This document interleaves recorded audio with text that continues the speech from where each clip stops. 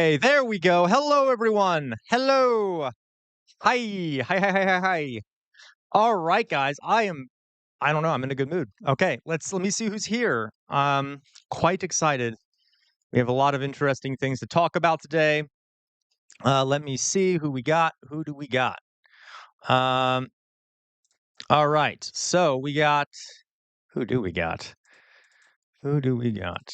Uh, okay, we got Sir Bartholomew. Hello, Sir Bartholomew. Welcome, Sir Bartholomew. Who else do we have? We got Reigning Chaos. Hello, Reigning Chaos. Welcome back. Reigning Chaos says, I'm really excited to watch this one. I've seen lots of baffling takes on Lorenz'S article, mostly from people who have not seemed bothered to read it. Me too, Reigning Chaos. We will be discussing this. Lee Lane. Hello, Lee Lane. Love to see you, Lee Lane. Lee Lane and Alyssa. Hello, Alyssa. For the folks complimenting the new waiting screen, you can all thank Meowzord for that. That was Meowzord created that. Meowzord is a great digital. I'm sorry. What is it? Digital designer. Okay. So yeah, if anyone's interested in getting some work done, maybe hit up Meowzord in the chat. Okay, or in the Discord. All right. Um, so who else we got here? We got Meowzord. Hey, Meowzord. Yes, Meowzord's here. Good, good, good. Meowzord says gestures at the court of Empress Anna. That is the image he used to create that. So it's not an original image, but it is. I really like that image. I hadn't seen it actually before Meowzord. I saw that in the Discord. Shit Luna 5K gone doggy go go go go go go go. Good evening. Welcome back, Shit Luna. Um, Michael, hello, Michael. Welcome back, Michael. Antinatalism is a process, and hope springs forward by design. Okay, yeah. We're well. That's interesting. We'll be. Yeah, I mean, yes, but we'll see. It's kind of interesting because it kind of has to do a little bit with what we're going to be talking about today. Mithril, hello, Mithril from the UK. Welcome to stream. Okay. Michael, dark money. Is there any other kind? Yeah, fair point. Fair point. Nicholas Time. Welcome back, Nicholas Time. Good afternoon to you as well. Alt Diego Brando. Alt Diego Brando. Gotta love it when Alt Diego Brando's here. Hello, Alt Diego Brando. Thank you, Alan. I don't know why I couldn't think of it. Hello, Alan, by the way. Graphic design. Yes. Meowzord is a very skilled graphic designer. If anyone needs anything for their business, you may want to hit him up. Okay. Alyssa, excellent. Yes, Alyssa does look great, doesn't it? Okay, guys. So there's a few things going on here. Okay. If you noticed, I added a new light in the background. Ooh, look at that. Ooh, how lovely. I'm also wearing a tunic that I purchased so that when I have the jester hat on and the collar, it'll sort of complete the look here. Because then I'll be wearing a medieval tunic and have a collar and a hat. And we do have, if we get one super chat, I will. I think it's like it's set at $5 or more. I'll put on the jester hat. If we get three, I'll put on the jester collar. You all know how this goes, right? If we get, I don't know, five more after that, I'll put on the makeup. We'll see when we get to it. And then after that, I will stream for longer if we get more than that. So yeah, okay. Also, if you wanted, I highly recommend everyone join our Discord. We have a great community growing on there. We have over 100 people on there now. And I posted at the very top, it's a pinned message at the top of the chat that has the link to our Discord. And if you want to support me on Venmo, you can do that there. All right. I also added a couple new emojis for folks. Now, one of them isn't working. I need to fix it. The chain breaker one isn't working very well, but I'll show you what they look like here. I'll show you what the working one looks like. Let's put it that way. Okay. The working one is this. It's me making a silly face at the screen. And if you become a member for as little, only 99 cents a month. Hello, Tiago. Tiago's here. If you become a member for as little as 99 cents a month, that's it. Just 99 cents a month. You can get access to all those cute little emojis, and you will get access to Alyssa, thank you for the super chat, Alyssa, since I missed the weekend streams. Oh, Alyssa, I understand. I know you work. slaving away for the capitalist overlords. I understand. Thank you, though, Alyssa, for that. But because we do have a super chat in now, I will put on the jester hat. So let me do that real fast. All right. There we go, Alyssa.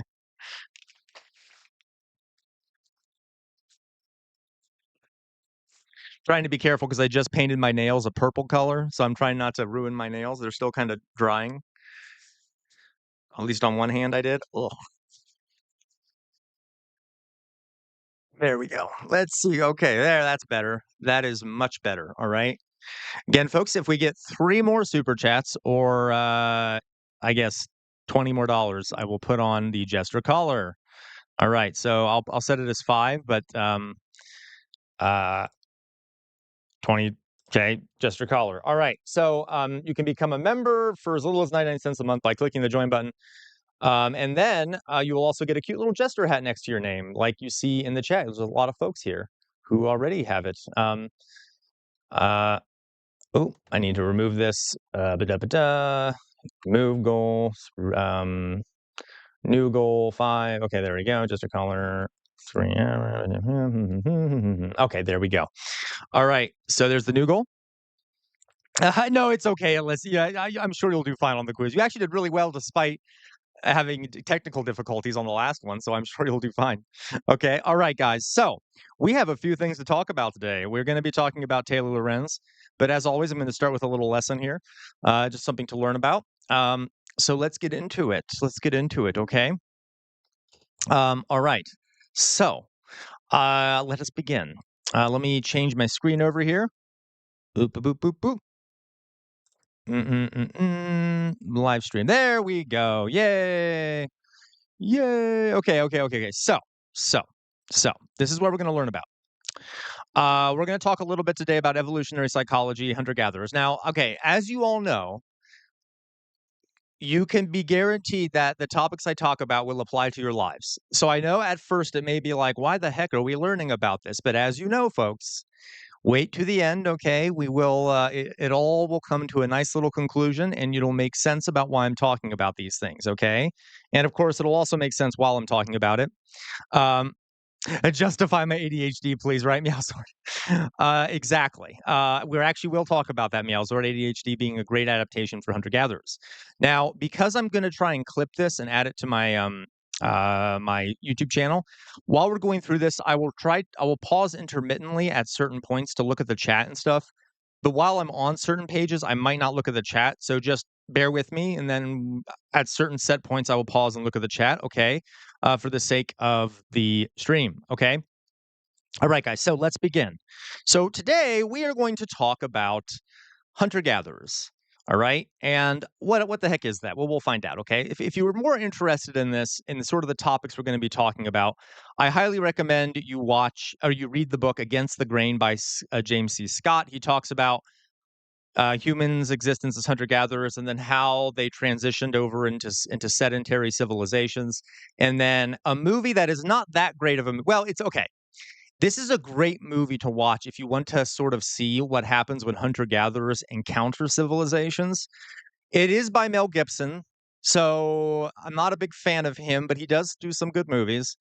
But so there are issues with it. But generally, if you want a really good movie that shows what happens when, like, the interaction between hunter-gatherers and civilizations. Apocalypto, if you want to watch that movie, that's a great thing. I wouldn't necessarily call it a source as much as something entertaining that can kind of get sort of the things I'm talking about across, okay? All right. And I posted both of these on the Discord in the resources, okay? All right. So let us begin, shall we? First thing here. So for most thank you, Tiago. Thank you for the super chat. Celebrate the number 1 day on Amnesty. Very good. Yeah, Tiago, you just started your work for Amnesty International. Great. That's fantastic, Tiago. Very glad to hear that. Tiago being a hero here. Thank you, Tiago, for the work you do. Folks, that counts as 1 super chat. If we get 2 more, I'll put on the collar. Okay. All right, let's continue. So human beings have existed. Homo sapiens sapiens, that is the name of us. That is the name of us. Okay, we are. Thank you for subscribing, Reigning Chaos. Thank you very much for that. Thank you for becoming a rebel. Okay, um, our species name is Homo sapiens sapiens. Okay, there have been other kinds of humans on the planet. Okay, there have been Homo sapien neanderthalis. There have been Homo erectus. But the modern version of humans is Homo sapiens sapiens. That's what we are. We have existed for about 200,000 to 300,000 years. There is some variation. A lot of this stuff is not perfectly known because it happened a long time ago, okay, obviously. So we have existed for around 200 to 300,000 years. Now then, civilizations, so the kind of society we live in, have only existed for around 10,000 years. Not too long. All right. So for most of our existence, Homo sapiens have been doing something different than what we're doing now. All right. Okay. Like I said, up until about 10,000 years ago, 90% of all humans lived as hunter gatherers. Some say a little bit more than that. Some say a little bit less. I tend to go with more, but I gave you the center idea here is 90% of humans lived as hunter gatherers. Okay. So we evolved in an environment of being hunter gatherers. All right. Our brains developed in an environment of being hunter gatherers. Our behaviors evolved in a environment that was hunter gatherers. This is why it's important. Okay. So let's continue. So, what are hunter gatherers? Let me quickly explain this so that I can come to my conclusion here, right? So hunter gatherers, what they do, so what hunter gatherers do to survive, right, is they gather resources. They literally go out into the environment, pick berries, roots, things like that. Reigning Chaos, thank you so much for the super chat. Crap, I shouldn't be doing this because I'm supposed to just be focusing on this, but thank you, Reigning Chaos. I've been trying to figure out for like a week why there was no join button. Turns out the iOS App Store weirdness. Laptop work, though. Thank you, Reigning Chaos. Really. Folks, if we get one more super chat, I'll put on the Jester caller. Thank you very much, Reigning Chaos. Okay, so they gathered resources to eat, right, to survive. Or they hunted, and oftentimes it was both. So they would go out into their environments, gather resources, and hunt in order to survive. They lived a nomadic lifestyle. So they would exploit an area, collect the resources, hunt as much as they could.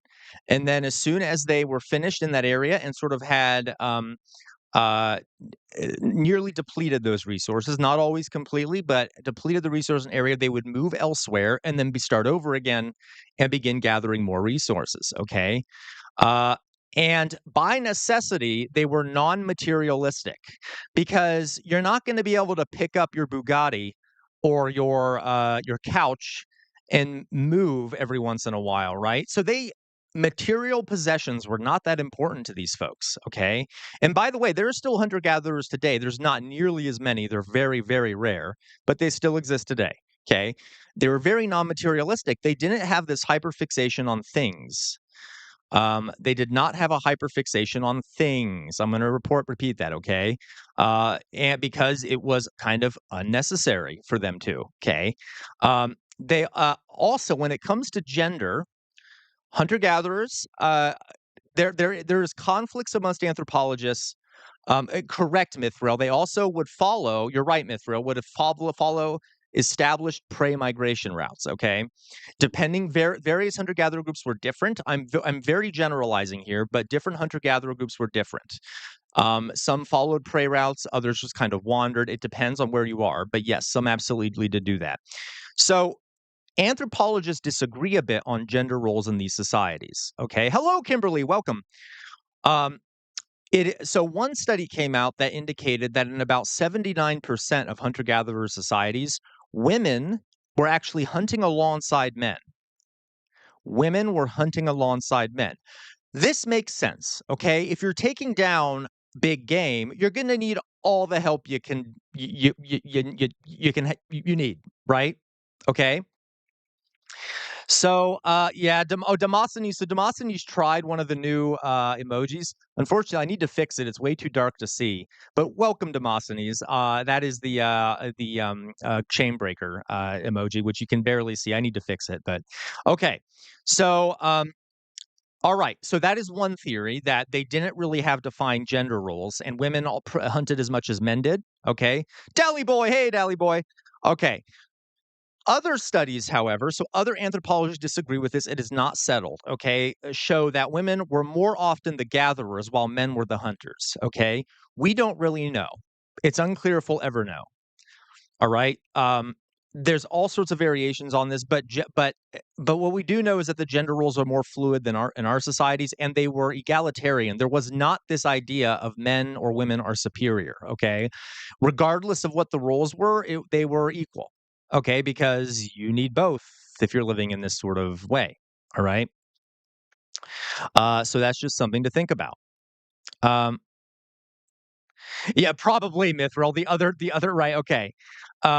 Yeah, right, Tiago. So, okay, I'm sorry. I keep getting distracted. I need to stop looking at chat. But I'll come back and look at these. All right. Okay. So here on the image on the right are two different groups of people that still exist today. These are up at the top here are the San people, who live in Namibia. They still are hunter gathering. Here's a image of a hunter. You'll notice not wearing much clothing or anything because material possessions don't matter as much, right? Also, it's a very hot environment. And then down here on the bottom, you have some Aboriginal peoples from the Congo. This is a woman working on breaking up some food for everyone to eat. So, yes, Mithril. So these people still exist today. Okay, let's get on. So here's what we start getting to how this affects you. So I'll do this intermittently.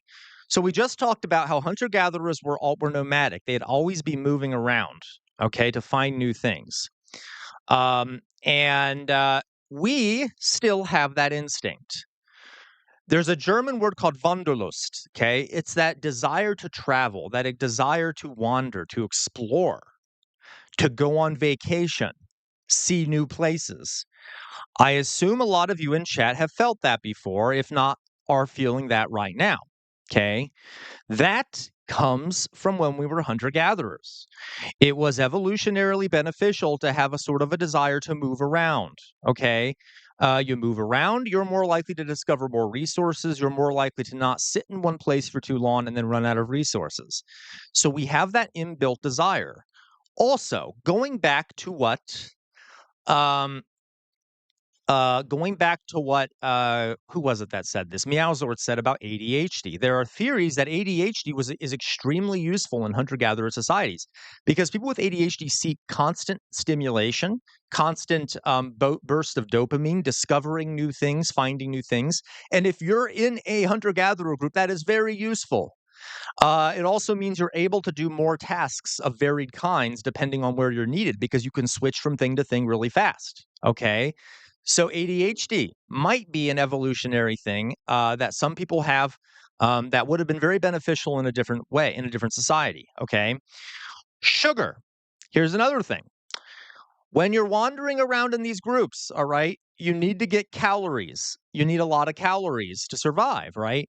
So we developed a sort of in our brains developed sort of an inbuilt mechanism to want sugar, especially bright colored foods like fruits, which have sugars in them, which are very good a source of calories.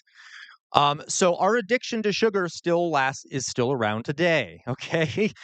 And it's a big problem today because now that sugar is super abundant in our society, we tend to overindulge in sugar. Though in this time it was more sparse, it was more rare, so it wouldn't be a bad thing to indulge in sugar. But our desire for sugar, our desire for brightly colored foods is still around today. Okay. Um, Same with salt, by the way. Salt is necessary for survival, but we have way too much salt in foods. Okay, I know London. I thought that'd be a good way to get more people in here. Welcome, London. Okay, all right. So another thing here: our bodies are made to run long distances and move frequently. When you're hunting or you're tracking game, you have to be able to sustain a long period of running. And you have to be able to move around a lot. Also, when you're migrating, you got to be able to move around a lot. So, it becomes beneficial to have a body that is good at doing that. And our bodies are kind of made to be moving a lot. All right. Um, That's one of the reasons why and that's one of also the reasons why we get a runner's high when we run a lot. A lot of people get this sense of a high, okay? Um, because it's beneficial to do those things. Now, in our modern day society, we're very sedentary, and that causes all sorts of, excuse me, health issues because our bodies are made in an environment where we're supposed to be moving around a lot, okay? I'll talk more about this later, but those are just some things based off what we now know about hunter gatherers, okay? Let's go on. Okay? Society, hunter gatherer society. So, all right. This will make you all sad that you live in civilization, okay? All right. Hunter gatherers, so they would live in bands of about 30 to 50 people, okay? 30 to 50 people. Hello, Jasmine. Welcome to the Twitch chat. Okay. 30 to 50 people. And all those people would typically be bound together by kinship. So a lot of them would be related, or they would have they would have close personal bonds, and they all knew each other, and they all knew each other very well. And they typically all got along really well. Okay. And these bands of hunter gatherers were fluid and changing. Okay. So, like, if you didn't get along with people in your band of hunter gatherers, you could just move into another band of hunter gatherers. All right. So, there wasn't much conflict in these groups. And theoretically, there was not much conflict. Any conflict could easily be solved by getting up and moving to a different band. Okay. So, you could leave the situation you were in and reduce your stress that way, because there were lots of these bands, and these bands were fluid. They would sometimes commingle. They would obviously share, I guess, sexual partners. Like women would go to different bands, men would go to different bands because you couldn't really breed within. You couldn't really breed within your group. Okay, so they would do things like that. Okay, here's the part that might make some of you sad that we don't have this anymore, okay? They were egalitarian. What does that mean? That means they had no hierarchy. There was not like there was no rulers and ruled. It was a band working together. You might have people who are more skilled at certain things, and so they would take the lead in certain situations, but that didn't change. Um, that didn't change how much food you got, how much you owned. Okay, they were egalitarian. There were no social structures here. There were no governments. Okay, these are just band of tightly knit people who cared for each other, who worked together, and who shared everything. All right, meow sword at London. Yeah, me when primitive communism, exactly. Uh, yeah, you're right, Dally boy. Okay, right. Okay. Yeah, primitive communism, which we'll talk about. Okay, all these gathered resources, so the meat, the food and stuff, and still today in hunter-gatherer groups, would be brought into the village or wherever they had settled and would be divided evenly amongst people. All right. You can see up here at the top is an image of a modern day hunter gatherer cutting up the meat into equal portions to give out to the people in the village. You all would get the same amount of food. Now, occasionally, there might be a person who gets a little more, like if there's a pregnant woman or something, or if someone, if the hunter decide to give someone a little bit more just because they did something spectacular. But overall, they would share all these resources together. Okay. Um, and Thank you, Jasmine. Thank you, Jasmine, Chris. Um, and Marx, by the way, had a word for this. He called it primitive communism. We were kind of communist societies at this time in history, in these bands of 30 to 50 people. Okay. So where am I going with this, folks? Where I'm going with this is the following. All right. Uh we um we developed in an environment where we had small, tight-knit social groups. Okay. Our brains kind of have trouble processing being in much large and huge social groups. Okay. And you start seeing problems in societies as more and more people join societies. Okay. So let's get on to this next page here. Um, okay. So this next page here, magic numbers and anthropology. So yeah, they did, Dolly Boy. Okay, they did. By the way, folks, some other things about hunter gatherer groups, right? They were typically, healthier than we are. I'll get to this. I'll explain later. Okay, so in anthropology, there was a researcher called Dundar, and this idea is highly debated in anthropology, but it is super interesting. Okay, don't take my word for it; it is debated amongst anthropologists. And Dundar did a study of multiple primate groups and hunter-gatherer groups, and he determined that human beings, on average, have the capacity to remain no, you're absolutely right, Michael. And Michael, you actually make a really good point. So Michael says there were successful groups and unsuccessful ones. Homogeneous planet is not reality. You're right, Michael. This I am way oversimplifying here, folks. There were different kinds of hunter gatherers. Not all of them were successful. Some of them would get into warfare with each other. All right, but just for the sake of sort of generally, yes, Kimberly. Oh my God, you're right on the right path, Kimberly. You're stealing my thunder, but like in a good way. Okay, we'll talk about this. Okay. So just realize I'm oversimplifying here. You should read that book I put at the beginning if you want more nuance to this. I'm oversimplifying for the purpose of the narrative I'm trying to make here, but just realize this is complex. Um, yeah. Okay. Now, so he determined, at least his theory is that human beings on average, okay, can maintain about 150 relationships. And the more relationships you have, the harder it becomes to maintain cohesion. The harder it becomes to feel like you're part of a group, okay? The more conflict starts arising and things like that. All right. So he determined that human beings can have about 150 relationships. This varies depending on a bunch of different things. And he kind of thought that you can have about 5 people in your inner circle. So these are close family members, very close friends that you can have and sort of mentally take on. You can have about 15 uh, close friends that are not in your inner circle. Okay, and you can have about 50 friends who are not in your inner circle, are not close to you, but still get along with you really well. And you can kind of have fun with and engage with in a productive manner. Now, as I said on the last page here, okay, um, okay, and as I said on the last page here, these bands of hunter gatherers were about 30 to 50 people. That's kind of right around these numbers that Dundar is talking about, okay? And that is sort of where we evolved, was in these small communities where we would develop strong connections to a small group of people, all right?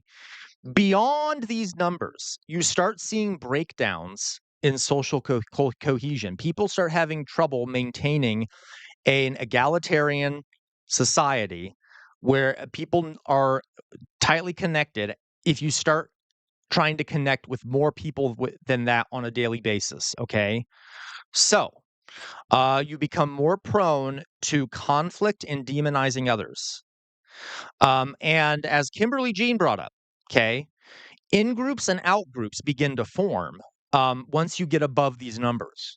So you start to have people that are in your group and people who are outside your group. And this is called tribalism. And it is sort of hardwired into our brains that we have an in group and an out group. All right. You can see where this becomes into modern day society. We live in a society where there are millions of people living together. And within those big societies, there are tribes that form, are there not?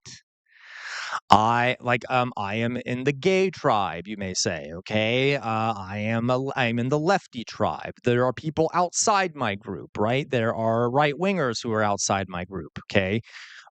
You might have, there are all kinds of ways we divide. Yes, 100% Kimberly Jean. High school cliques. High schools tend to have a few thousand students in them. You start to see cliques forming, all right? So again, this we start naturally dividing ourselves into in groups and out groups when you get above the numbers of hunter gatherer organizations. Okay? All right. By the way, folks, for those who have now joined, if we get one more super chat, I will put on the jester collar. Okay. All right. Okay. And by the way, psychologists have studied tribalism, how it's sort of wired into our brains. And we still have those instincts today. That's one of the reasons fascists can exploit uh, tribalism. Okay, by trying to create outgroups that an in-group can demonize. Okay. Anyway, so here's a little bit more about hunter-gatherers here. Okay. Hunter-gatherers likely experienced higher levels of social support and more integrated lifestyle with nature and community. It is thought in modern day, 100% Tiago, prejudice is an example of tribalism that's sort of hardwired into our brains. Okay. Hunter-gatherer with nature and community. They typically have we've talked about this before on stream, better mental health than us in civilizations, and they typically have higher rates of happiness. Okay? Higher rates of happiness, typically better mental health. Okay? All of these things we now don't have because we don't live in hunter-gatherer bands anymore. Okay? Uh, Now, admittedly, hunter-gatherers, the ancient ones, had a pretty low life expectancy because a lot of them would die in childbirth. That is not because they were hunter-gatherers, it was just the nature of human birth at the time, lack of, medicine and things like that. But if you did survive, childhood, about 40 to 50% of people died, in childhood. Uh you would experience you do experience almost better health than people in civilizations. Because hunter gatherers have a much more balanced diet, all right, and high physical activity levels. They're traveling around all the time, they're eating a variety of things. Yes, you're right, Michael. Antibiotics were very beneficial for humanity. Okay. um, so they were happier generally. They experience good health, okay, if they survived past their child years, and they didn't have as many mental health issues. And today, I think, as did in that one stream, um, um, that we talked about how schizophrenia for people who are schizophrenia, they like thrive in these communities, right? People who we would say have schizophrenia thrive. Okay, all right, and we also mentioned ADHD. So things start to break down as you get into bigger and bigger groups. Okay. So, we were lived as these hunter gatherers for a long time. Um, Meowzord, I was actually thinking the same thing. So, this is a good point. Meowzord says, join the Discord. Only 50 members left until you're a dirty outsider. This is something to think about. If anyone's ever been in a Discord community that gets to a certain size, you start to see a breakdown of social cohesion. You might have more arguments breaking out. You might have more people forming in groups and out groups. Okay. Um, so you start to see an issue, right? And in our community, which by the way, you can join the community I pinned at the top of the page here a link to our Discord. Okay. If you join, if you join our Discord, we have about 100 people in there. I suspect that as it grows, because it's been growing pretty fast, eventually we'll reach a point where it will be more difficult to maintain social cohesion. Though our autocratic ruler, London, will likely stop that. I'm just kidding, London. I know you won't be autocratic. Okay. But alas, yeah, yeah, yeah, right, Meowzord. It's anarchy, right? It's okay. Um, so as hunter gatherers, as population density increased all around the world, as these hunter gatherers were becoming more and more numerous. First of all, it became an issue because as you would migrate, London calling is the safety of Discord, right? See what I did there? A punk reference. I got you. Good reference there, Tiago. Okay. Um, okay.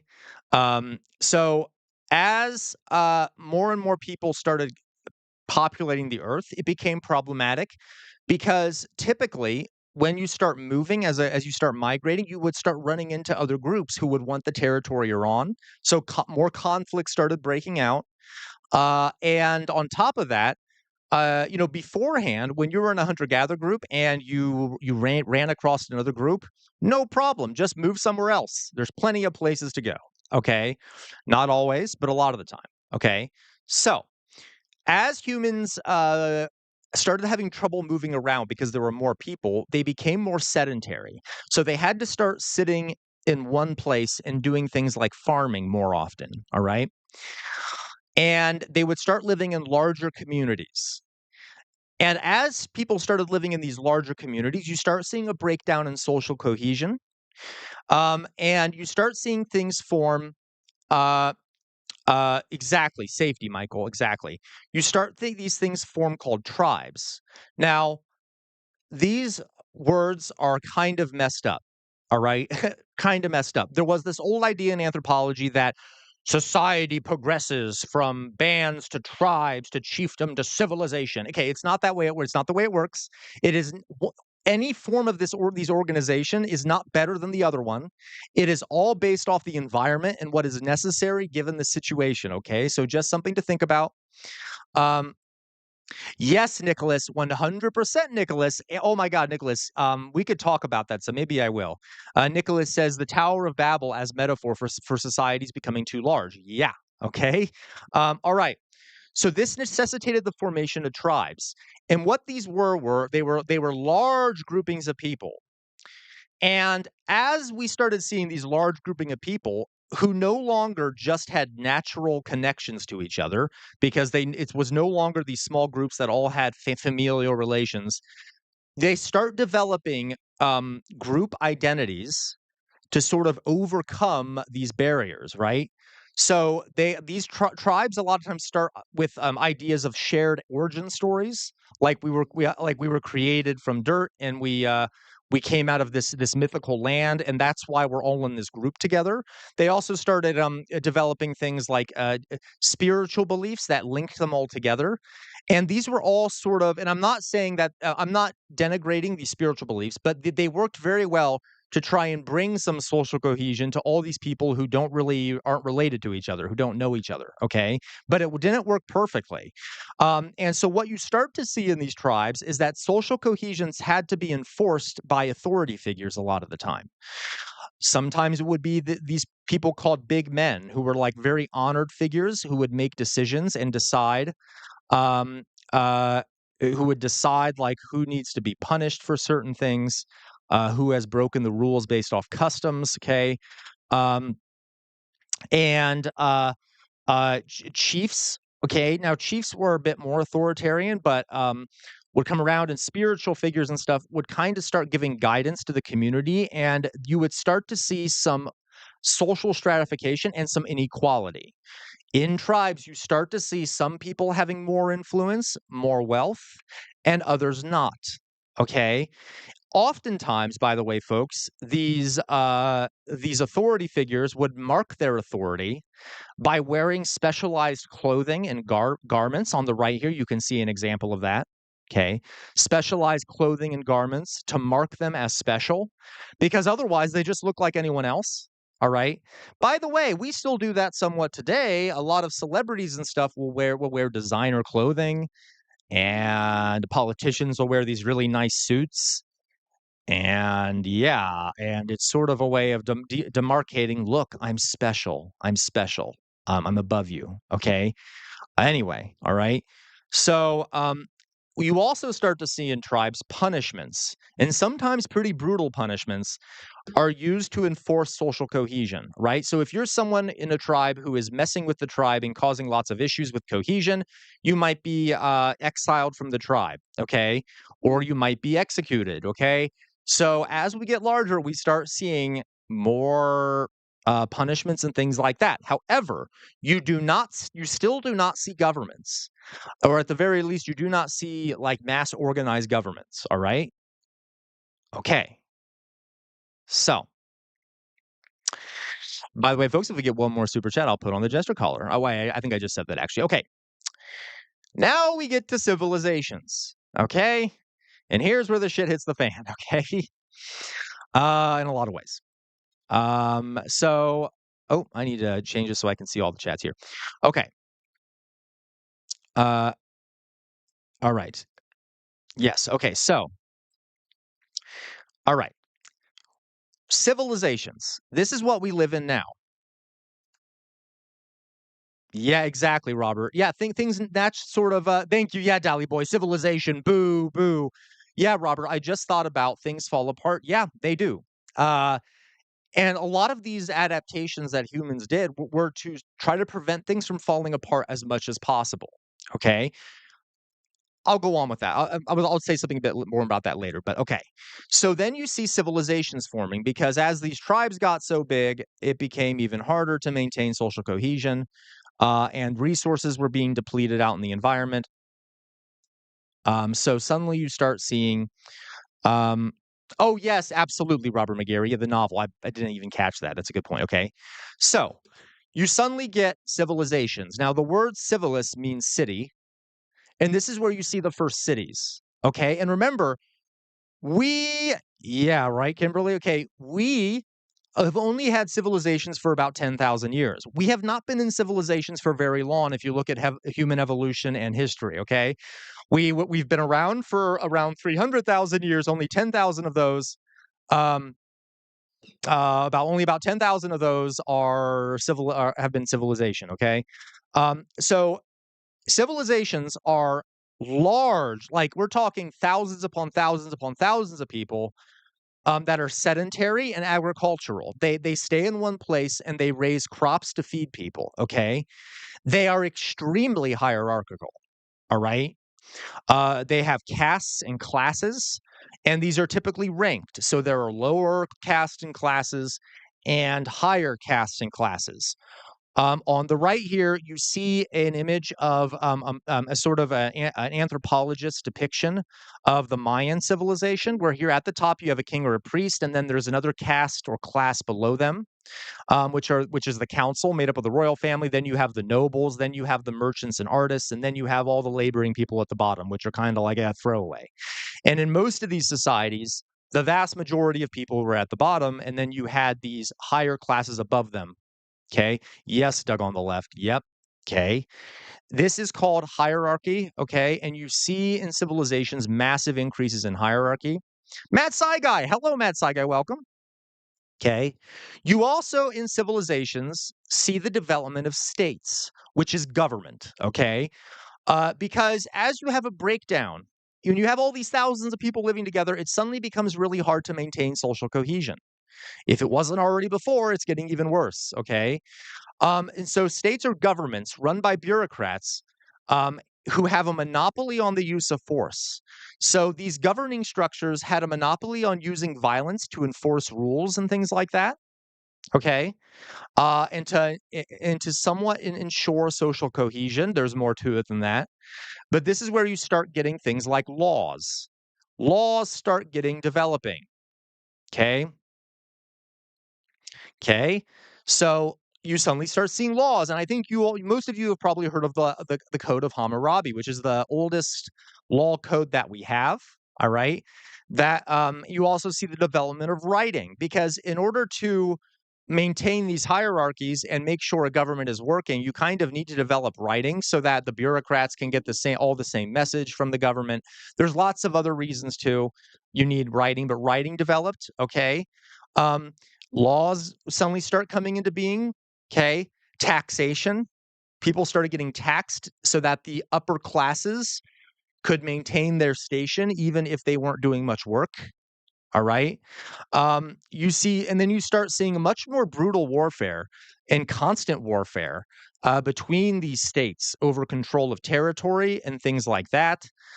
And at the very top of all of this, there was typically a monarch god who was literally, in most cases, was viewed as a god on earth, who was thought to have the divine right to rule. Okay, so think about it. How can you convince people? And again, I'm not just diminishing these religious beliefs. I'm just saying This makes sense, right? It's hard to justify having nearly dictatorial power over a group unless you can convince that group that there's a reason for you to be there. And you see at this point in history that a lot of these folks at the top were thought to be actual living gods. The pharaohs of Egypt, okay, the kings of Babylon, the kings of Mesopotamia, all were thought to be living gods on earth, all right? And thus their rule was justified. Okay. So you start to see all these ways society starts to structure itself to reinforce these hierarchies. All right. Right, London, right? Okay. Okay. So some images here I just wanted to show you about this. This is called the Standard of Ur. It is from the ancient Mesopotamian city of Ur, okay, in the Middle East. It's one of the oldest civilizations that we are aware of. And this is a standard. So this is a piece of art that was created by this early civilization. And you can see, I just think this is a funny one because at the bottom you have the laborers and the farmers, right? Which is like the low caste, the caste that people don't like.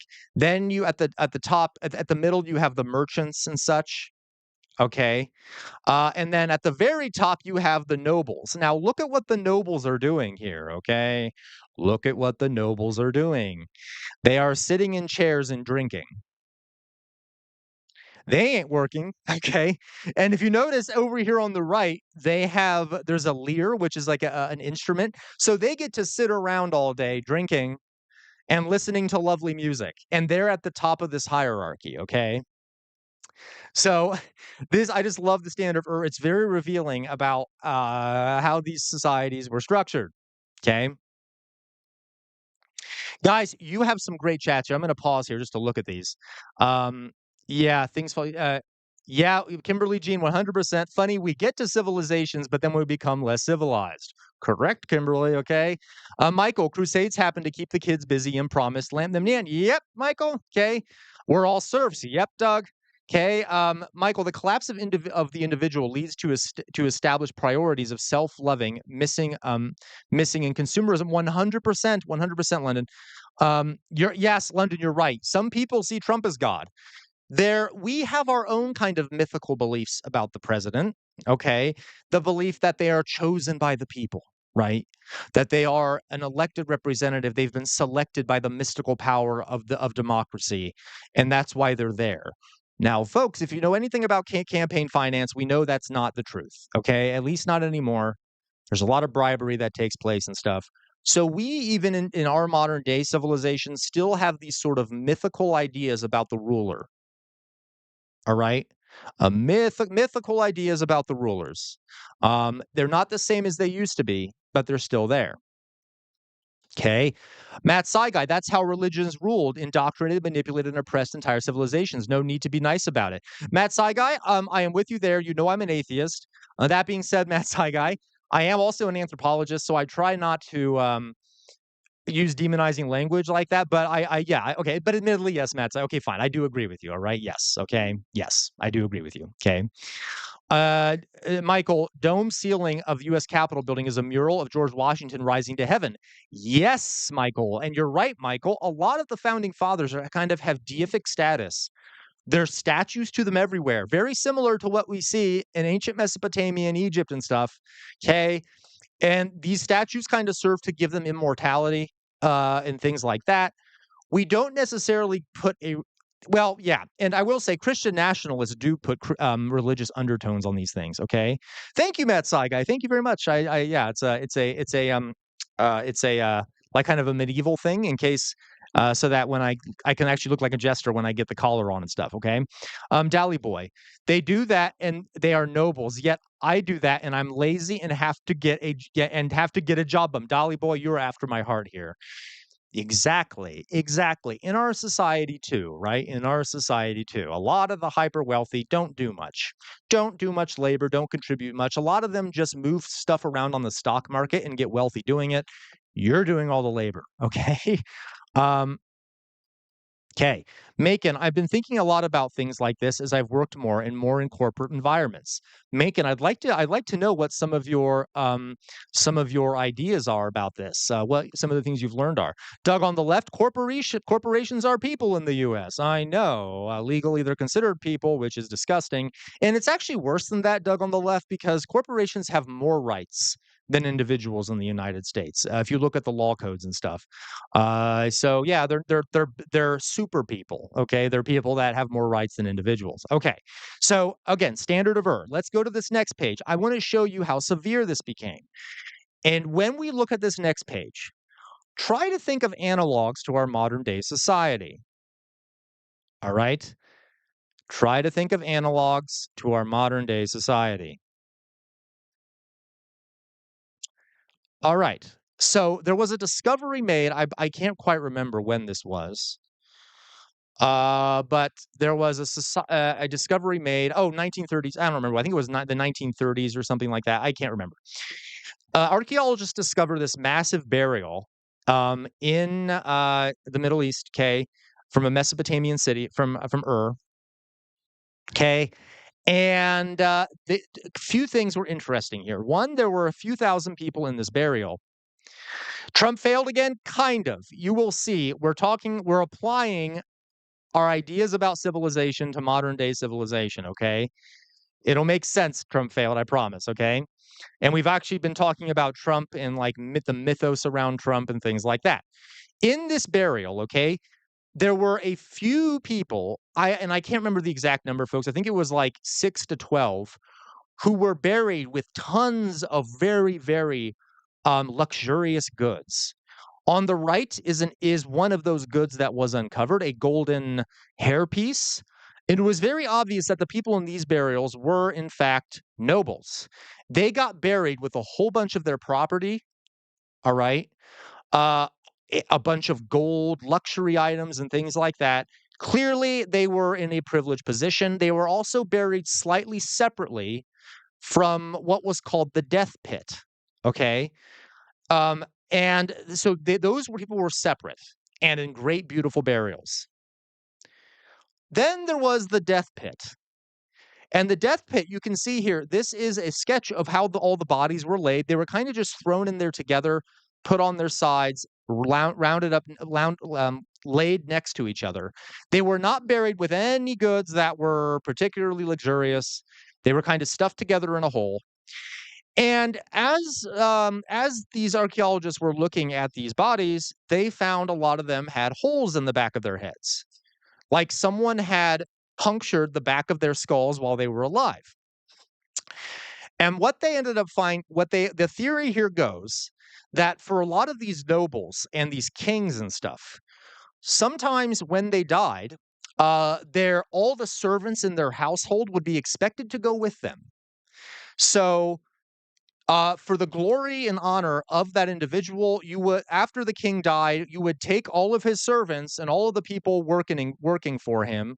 You would kill them and throw them in the grave with near the nobles or by the nobles, so that they can continue serving him or her in the afterlife.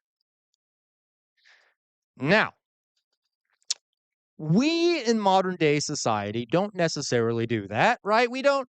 We're I would say we aren't doing mass executions of employees at corporations and stuff, okay? And throwing them into the graves next to corporate leaders and stuff. But to some extent, we do have a society that is willing to sacrifice large number of the poor, um, and large numbers of lower class people for the sake of the upper classes. Okay. So, for example, war. Who gets sent to war and dies on the behalf of the nobility or the upper class in our society? Do I even need to answer that? I think you all know. All right. Who suffers the most when there is a collapse of the economy, and who do we save when there's a collapse of the economy? Do you remember when the financial crisis happened? Who got bailed out and who did not get bailed out? All right. Now, although this is not the same as ritualistic sacrifice of servants and lower class people, there are still some similarities there. Okay. Again, yeah, you're right, Alan. The banks got bailed out. The wealthy got bailed out. Everyone else did not. Okay. Again, this might be kind of a stretch, the comparison I'm making, but you can kind of see what I'm saying here. All right. The poor get sacrificed, the lower classes get sacrificed on behalf of the upper echelons of society. Okay. All right. Yep. Lee Lane. Yeah. Okay. And we have seen this in civilizations going all the way back to the beginning. All the way back to the beginning. All right. So, all right. Next page here. A few last things here about civilizations. As human beings started moving in and living in civilizations, you actually start seeing an increase in infectious diseases because, as you um uh no, you're right, Michael, and I agree, right? There is partially truth to that. There's partial truth to that, Michael. Okay. The system would collapse completely if not bailed out. Well, Michael, there is a different way to bail people out. You could also bail out the consumers. Okay, you can bail out the lower classes. Why didn't we send, like we did during COVID, paychecks to all the people at the bottom, to help them pay their mortgages and things like that? It would also have helped a lot of the corporations who needed those mortgages. There are different ways to do that. Okay, and I should also point out, Michael, that the bailouts that were sent to these banks and stuff were our tax dollars. So it was literally taking our wealth and giving it to the upper class as opposed to perhaps giving our wealth back to us so that we could maybe survive during those hard times. But you are right, Michael. One of the issues with our system is that those corporations stuff are so powerful that if we had let them fail, okay, um, we would correct, Michael. So, like, if you circulate the money, so if you give, but then that's who would circulate the money more, Michael? Wouldn't it be the people at the bottom who spend the money? But I do know what you mean, Michael. I'm not like totally disagreeing with you, right? But anyway, so okay, we see more disease, okay, more endemic diseases because people are packed together in cities. You also see an increase in certain illnesses. Okay, okay. For example, cancer suddenly starts becoming an issue. Cardiovascular illness, mental illnesses all increase. Okay. Um, Okay. Matt Saigai, thank you for the super chat, Matt Saigai. Religion deserves the sharpest criticism given its impact on societies for centuries. In my opinion, it should be illegal to indoctrinate children into illegal, allow them to grow up and decide for themselves. Matt Saigai, you're after my own heart here. I don't even have anything to add to that. Um, I understand the role of religion in society. I would not, if I had kids, I would not raise them in that way. Yeah, I get that. Okay. So, folks, that's enough now. I'm going to be able to put on the jester collar. Thank you, Matt Saigai, for that. And I can kind of complete this look here, okay?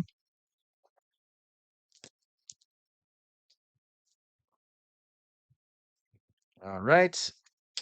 Okay. There we go. We're getting closer, all right? Now, folks, I'm gonna quickly change the goal here real fast, and then I'll finish what I'm saying.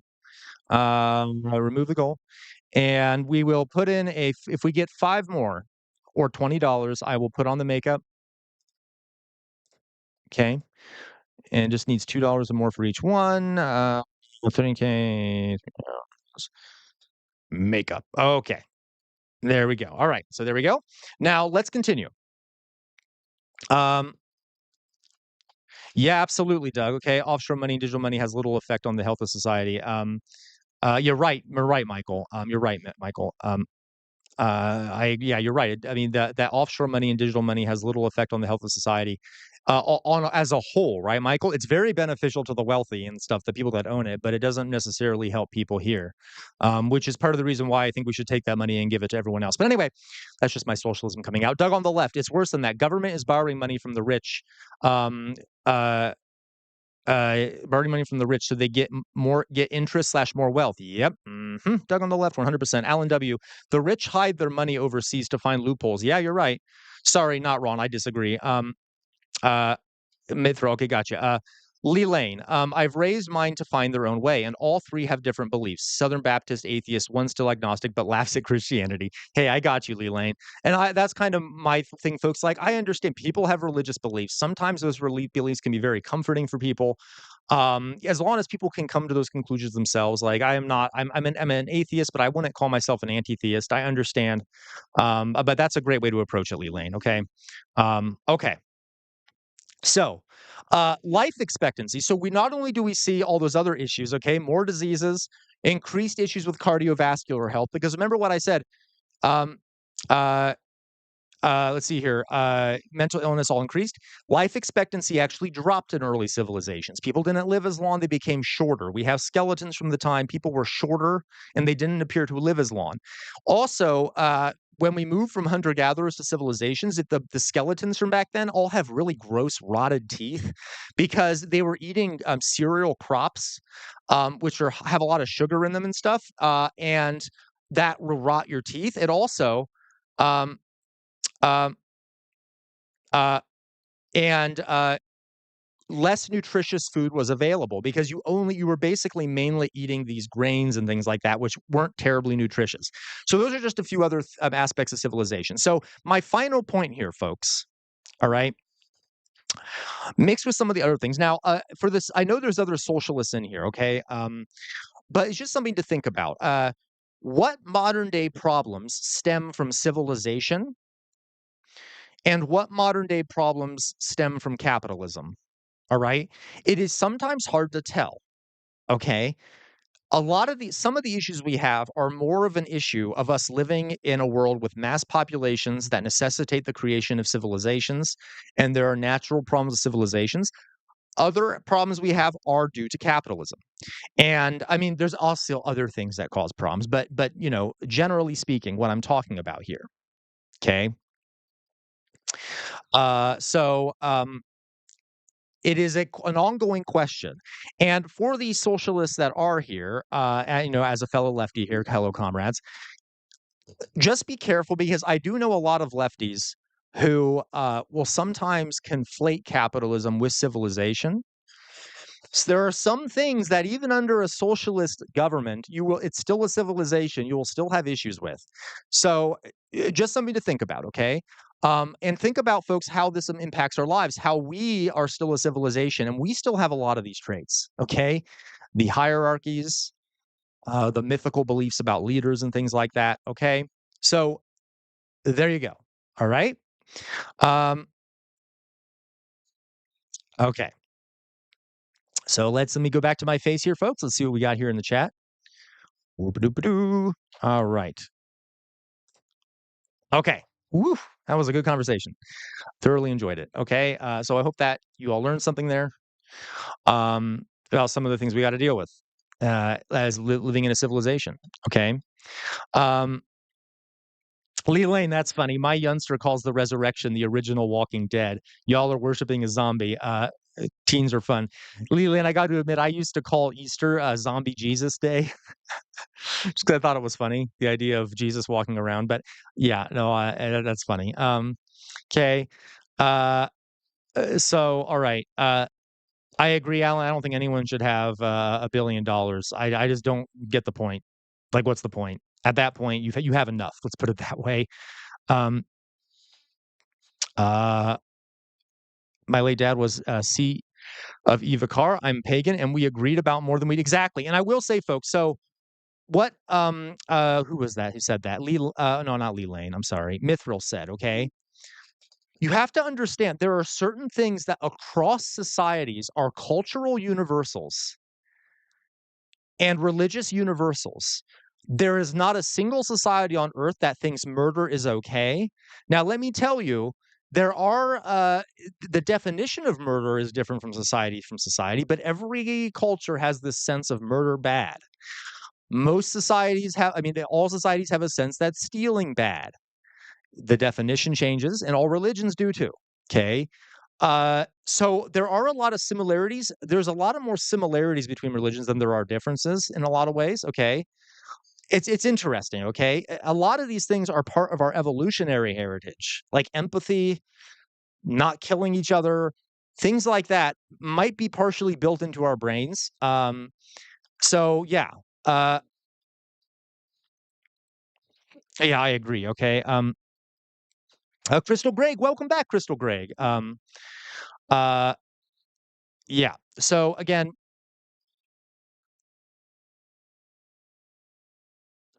All right, guys. I see lots of good comments here in chat. Debate talking. Oh, yeah, people talking about Jesus and stuff. Yeah, it's very interesting. Some folks, maybe I'll do a history on early Christianity and stuff. And again, folks, please believe whatever.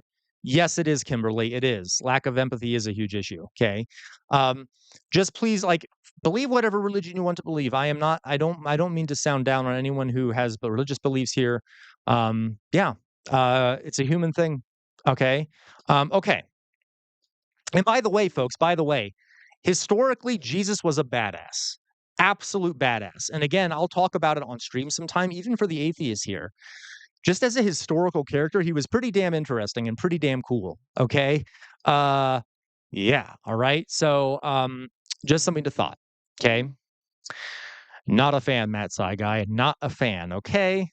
um, uh, Yeah, Crystal, please. Crystal Greg, if you click the Discord link at that's posted at the top of the chat, you can go into Discord and go into the reactions channel and post it there, and I'll see it, and we can do it. Um, Oh, I know, Meowzord. Yeah, and that's very fascist, Meowzord. The idea, yeah, Matt's like, okay. So the whole lack of empathy is a psyop. This whole empathy is weakness movement is crazy. And Meowzord, that is common in fascist movements. Fascist movements attempt to destroy empathy by dehumanizing others and making them seem like they're not human, so it's easier to be cruel to them. And the internet has kind of accelerated this in a lot of ways. We are seeing a massive decrease in empathy in this world. That is very bad. Okay. Michael, no, Michael. I would no, not. I don't think everyone deserves a trophy. But I do think empathy is important. Even if you don't like the idea of being like lovey-dovey, kind towards other people or whatever, empathy is really important for understanding how others are behaving towards you and things like that, or behaving generally. Okay. Um, Yeah, yeah. Oh, that's a fair point, Nicholas. Yeah, you're right. But I will say, Nicholas, you're right. He never outright condemned. He never condemned slavery. He didn't ever say it was a good thing. And again, I don't want. Of course, you know, Nicholas. I don't believe in th- Jesus being Christ or whatever that is. But that is a fair point. Okay. But for the time, he was pretty interesting just as a historical figure. But I see what you mean, Nicholas. Okay. Um, okay. Yeah, Matt's like I believe it. It did, Crystal Greg. I'm sorry. Here, I'll repost it in chat. I don't know why I am incompetent with this. I'm not sure why I always make that mistake. So here's the link. Um, here's a new link, I should say. This should do it for you. And let me know if it works, Crystal, because I want it to work for everyone. Okay. Yeah, it is. Okay, so there you go, Crystal.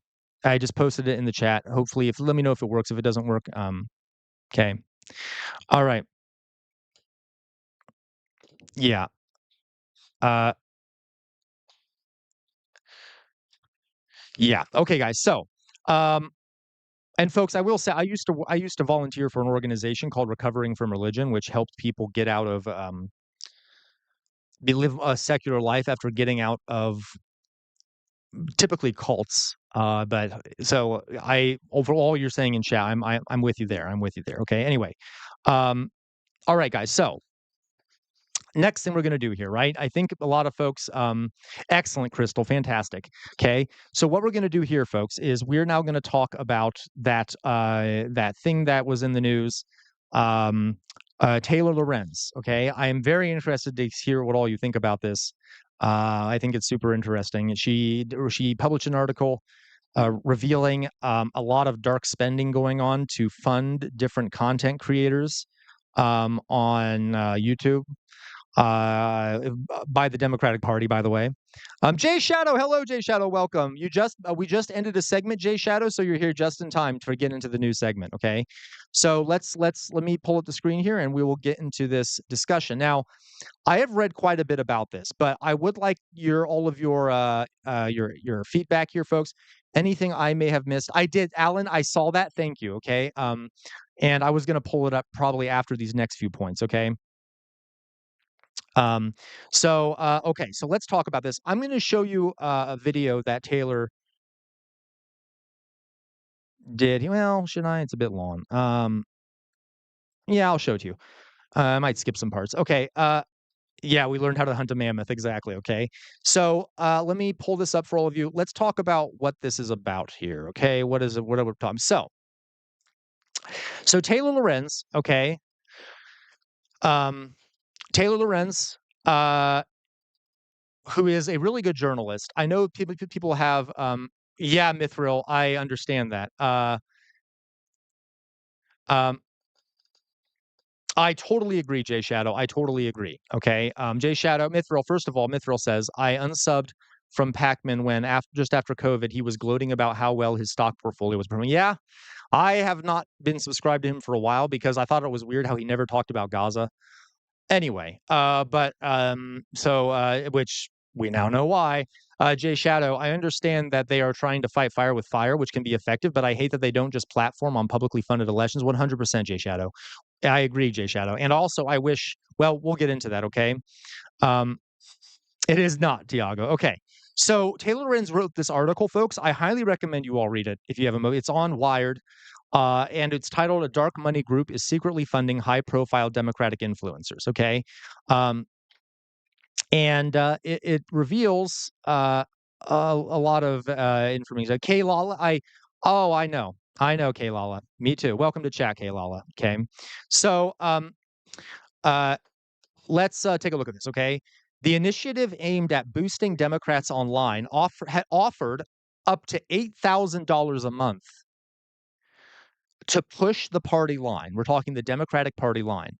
Um, all they had to do was keep it a secret. So these influencers and YouTubers and stuff, part of their agreement was we will be paid, but we have to not say uh, um, we have to not say what it is that we are that we're getting this money, and we have to restrict what we talk about. All right. Okay. So and you're right, Jay Shadow. So the Republicans, and I will say um, in this article, she does mention how Republicans have been doing this for a long time. Okay, I get what you mean, Jay Shadow, but she does talk about that. She's kind of she does go after the Democrats, but she even says this was their attempt to sort of catch up with the Republicans. Let's talk about this. And you're right. You're right. So, folks, this has been happening on the Republican side. The Democrats are way behind when it comes to this stuff. So they like the Republican side has been funding people like Charlie Kirk, Ben Shapiro, all like the Daily Wire is so like these have been massively funded, and this has been exactly what they've done. And then the Democrats are trying to do it. Um, yeah, and I will say, and I agree with you, Alan. Like I don't like it when anyone does it. And also, once you hear what the Democrats were saying couldn't be talked about, they're shooting themselves in the foot because what am I always saying, folks? We need major reforms in this country. They're not pushing for major reforms. Okay. They're not pushing for ending a genocide. They're selectively having these people talk about things that's beneficial to the Democratic administration without much pushback. It is not good. Okay. Um, okay. Uh, Yeah, exactly. Thank you, Michael. You phrased it better than I did. Okay, the way the Democrats and the Republicans push this stuff is that it's not bottom up. Okay, it is not like the people. It's not like a grassroots thing. It's the powerful people at the top trying to dictate the speech of the people at the bottom. Um, yeah. All right. So let's talk about this. So okay, I'm going to read some of it to you. Okay. In a private group chat in June, dozens of Democrat political influencers discussed whether to take advantage of an enticing opportunity. They were being offered $8,000 per month to take part in a secretive program aimed at bolstering Democratic messaging on the internet. Um, uh,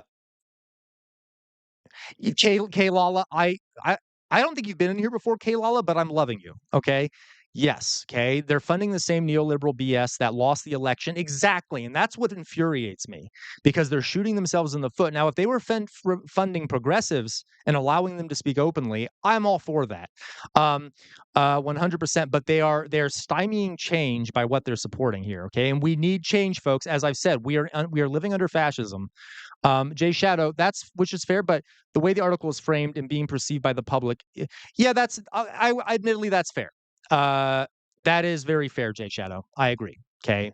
A lot of how it's being framed a lot. You're right. Okay. I think I'm siding with you a bit there, Jay Shadow.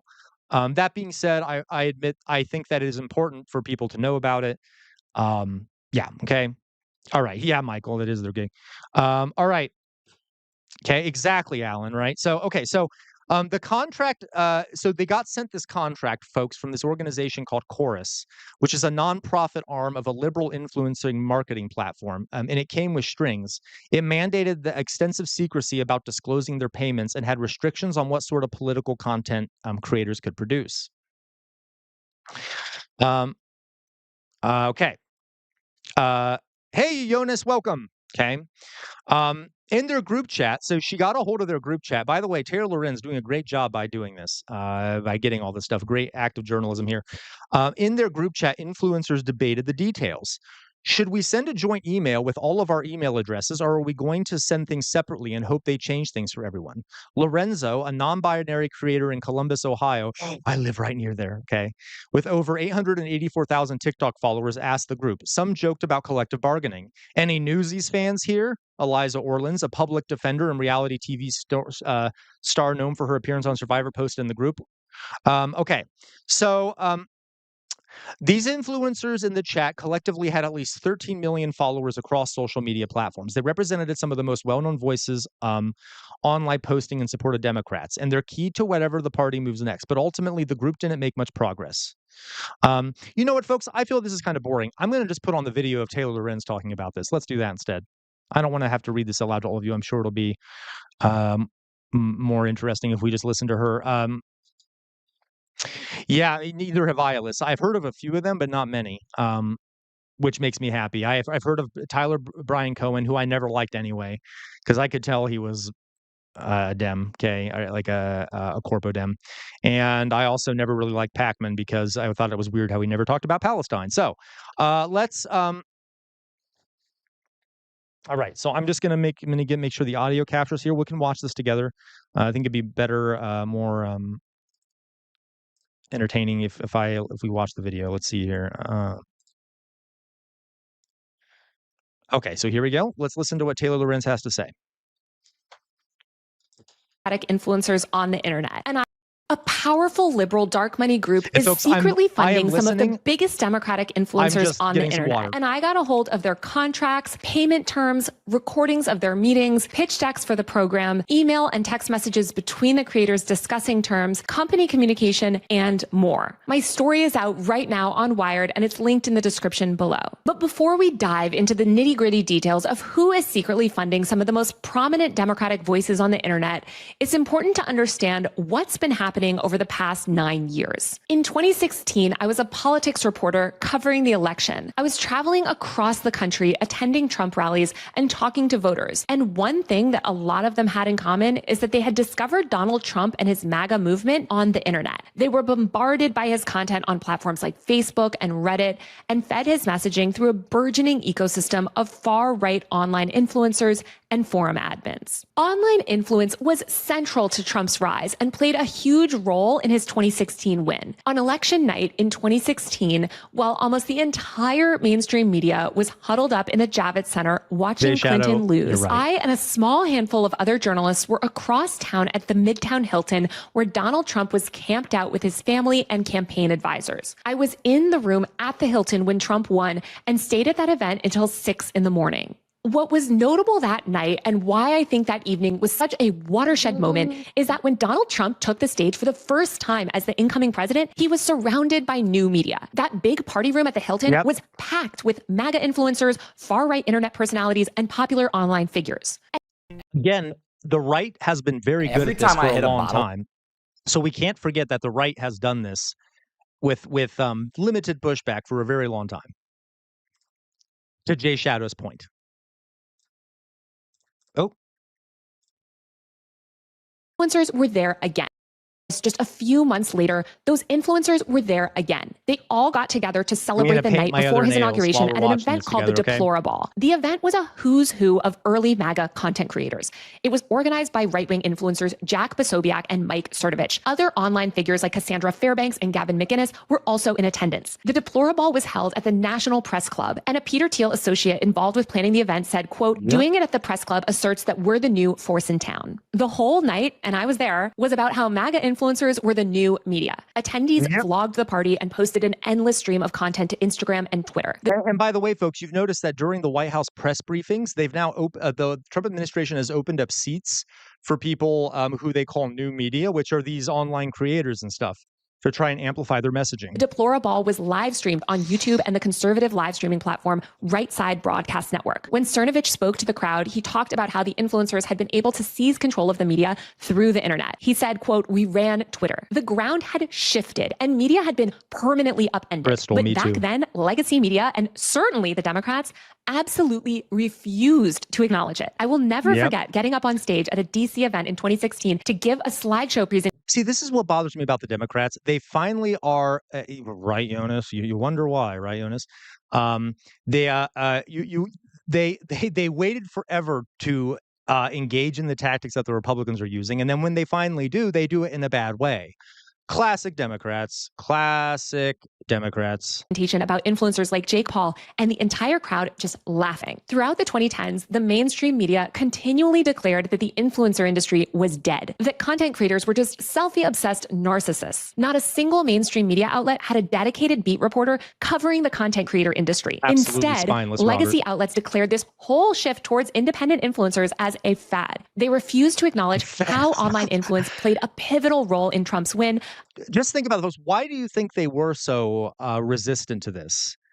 I suspect it's because they would lose control over the messaging because most of the Democratic base are pretty left-leaning. There is massive popularity for things like universal health care and things like that.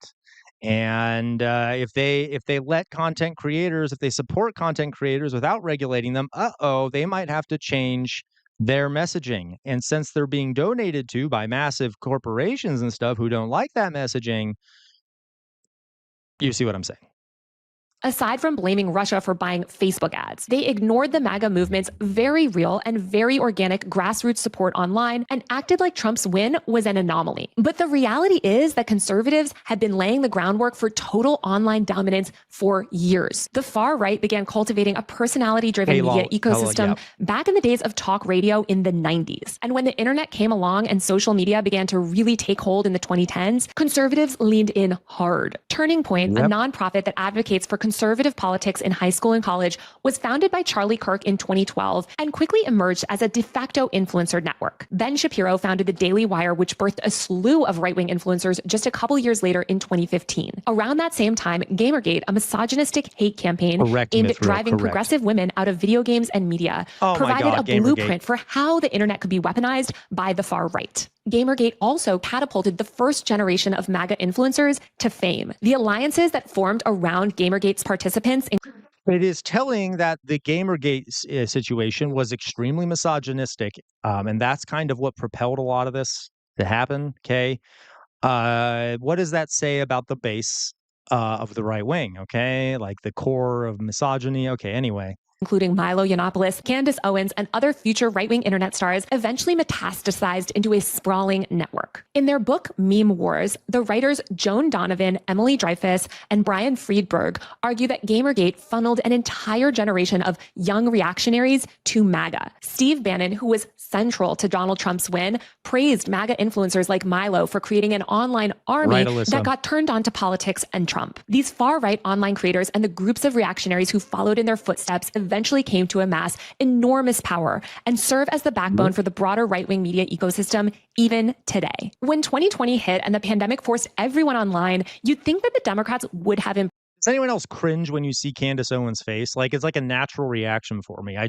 feel my my body just tense up and like, oh God, she's a horrible human being anyway. Embraced new media. But after all coalescing around Joe Biden, it was primarily progressive and Democrat influencers themselves who banded together to try to get Trump out of office, with minimal support from the party. In late 2020, hundreds of Gen Z content creators joined up under the name TikTok for Biden and produced a steady stream of content urging young people to get out and vote Democrat. After Joe Biden won, he thanked this group specifically and told members of TikTok for Biden, which rebranded as Gen Z for Change, that they were integral. Okay, guys, I'm going to pause it here. Just to let you know, for all the new people here, if we get 5 more super chats, I will put on the jester makeup for $2 or less, just to make sure. I have to do my little bit real fast here. Okay, folks. At the very top of the page, I pinned the link to our Discord. If you click on that, you should be able to go to, well, it might not be working right now, but if it's not, let me know.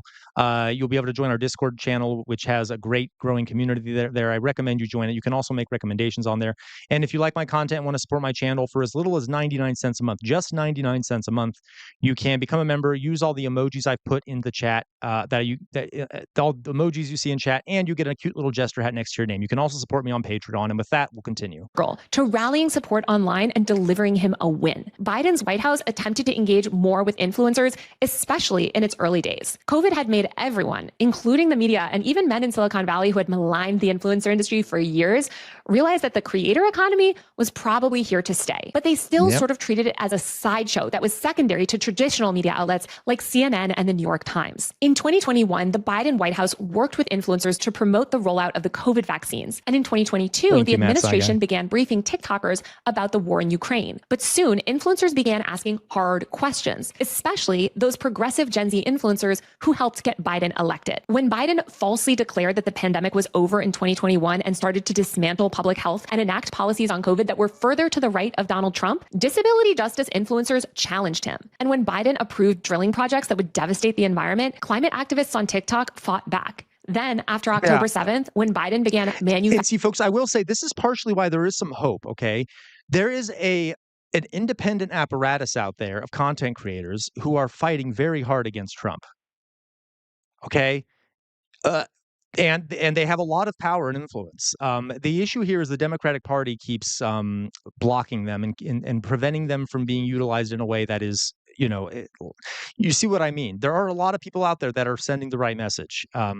Manufacturing consent for a genocide against the Palestinians and sought to ban TikTok because it was allowing young people to see what was actually happening in Gaza. Content creators began asking tough questions of the administration. Biden's response, though, was to completely cut them off. The White House began leaving progressive content creators off invite lists and only working with milquetoast Democrat creators who towed the party line and basically never spoke out against injustice. Khalil Green, a history content creator, told me at the time, quote, "I have noticed that there have been a lot more events with creators at the White House.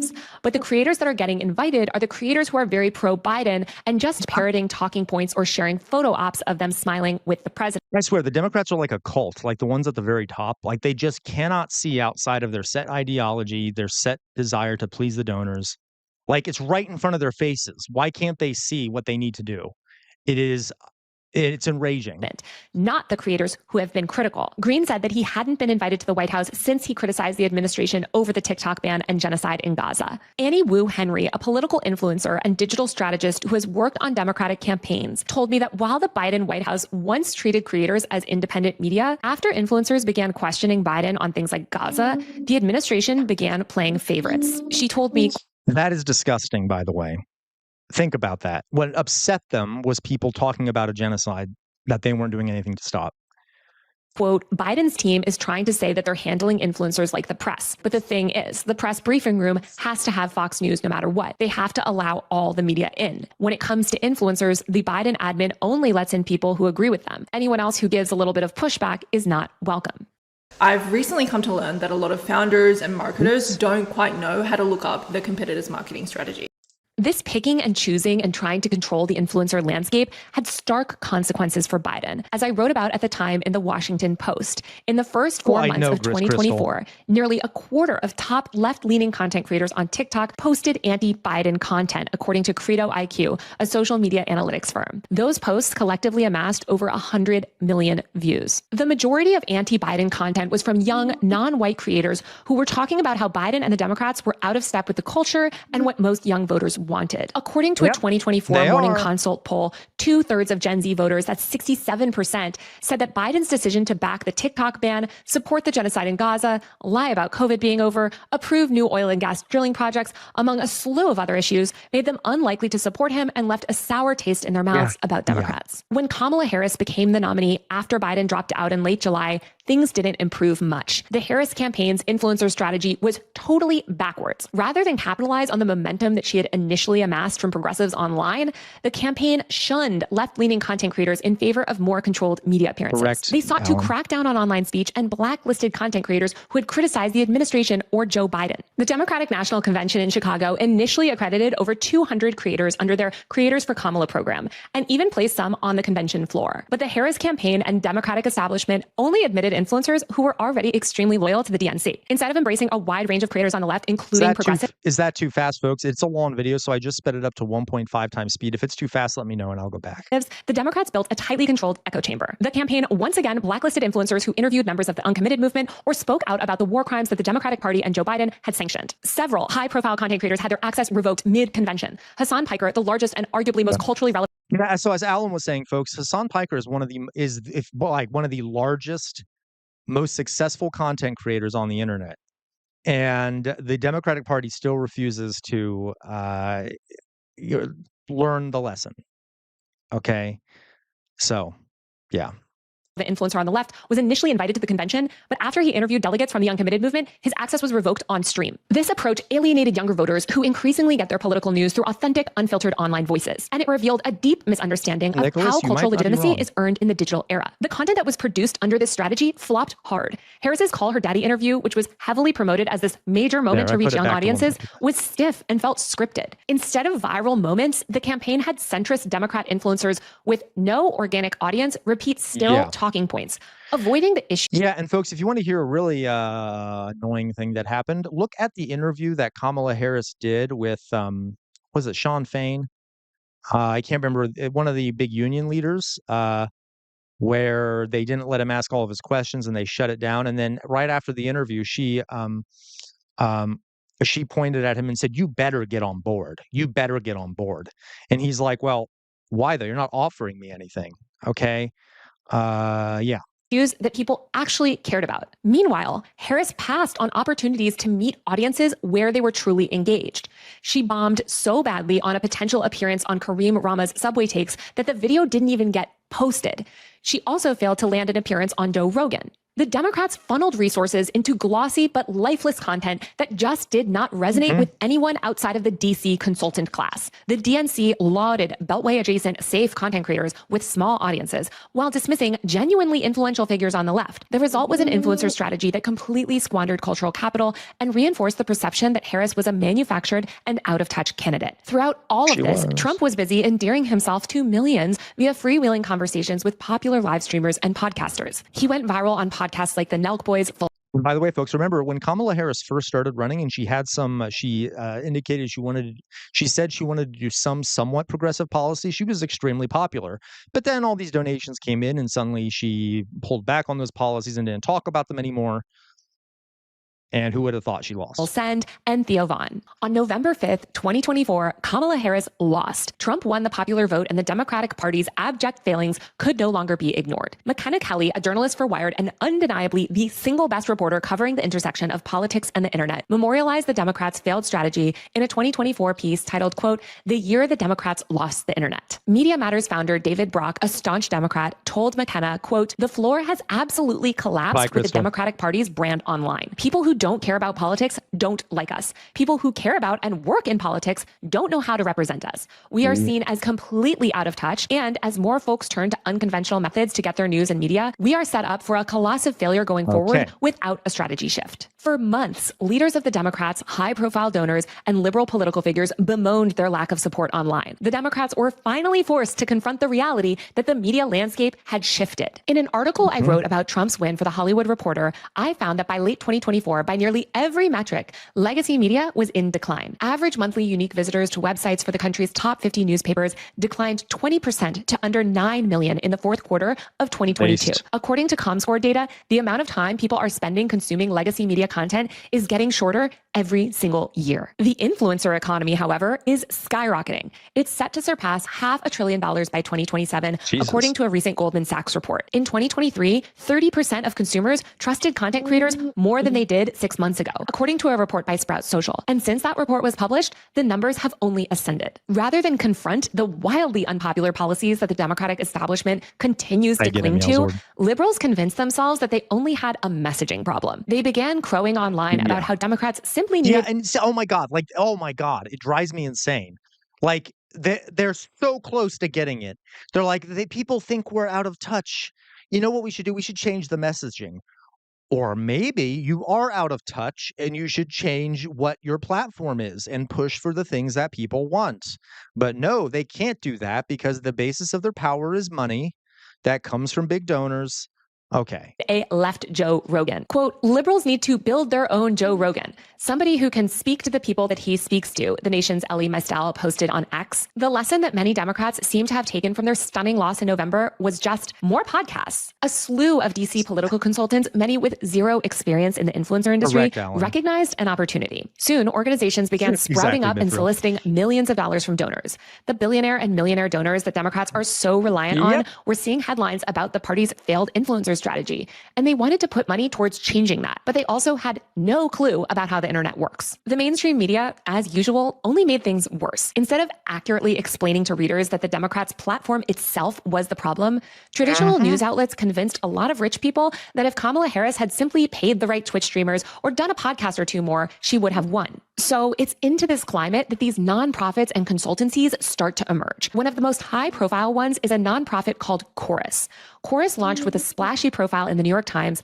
Okay, now this is getting into the what the article she just wrote. So definitely pay attention to this part here. Written by journalists Shane Goldmacher and Ken Bensinger. Chorus billed itself as a nonprofit advocacy organization and creator-led hub dedicated to helping independent media figures expand their reach and push democratic policy. Chorus also positioned itself as a quasi-newsroom, akin to what conservative groups have built on the right, but for liberal creators. According to a pitch deck that I obtained, Chorus claimed that it wanted to change how progressive content creators operate by providing ongoing stability, resources, and support that legacy journalists and conservative commentators count on. I'd love to know how legacy journalists have that kind of support, but that's another issue. Chorus said that it would, quote, leverage the tenets of its cohort to help creators hyperscale their audiences and break through across platforms and genres. It also said that it would, quote, recruit, train, and support high-impact content creators who want to elevate essential issues and bring news into the cultural space. It would do this through financial support and shared resources like studio space, editors, researchers, bookers, and legal and fact-checking services. Chorus boasted that the brand was able to amass 50,000 followers on social media accounts and that it had already attracted at least 4,000 donors to support its mission. From the beginning, it was clear that Chorus was tightly aligned with the Democratic establishment. In January, Chorus bragged that the organization was the first to host a, quote, creator-led forum for the Democratic Party chair candidates. That same month, Chorus announced a partnership with Impactual LLC, a centrist Democrat consulting firm with deep ties to the Democrat donor space. The content creators that Chorus initially touted as being part of its founding group also included several holdovers from the Creators for Kamala days. But as Chorus's fundraising deck made it around to donors, it also... Oh, I'm sorry. I got to pause it for what Nick said here. Yeah. Nicholas Time. I also noticed that a lot of these Chorus creators blamed third-party voters for Kamala losing, which is just numerically false. Right? Have you all noticed, even more so than that too, Nicholas, you're right about that, how a lot of the Democrat establishment blamed voters generally, said that they were sexist, said that they didn't want to pick a black woman, said that, thus implying that they were all racist and misogynistic, or they always end up blaming the voters instead of looking inside themselves. Am I saying that there weren't people who didn't vote for her because of those reasons? No. But to do a blanket statement where you're blaming it all on those things is to really miss the point.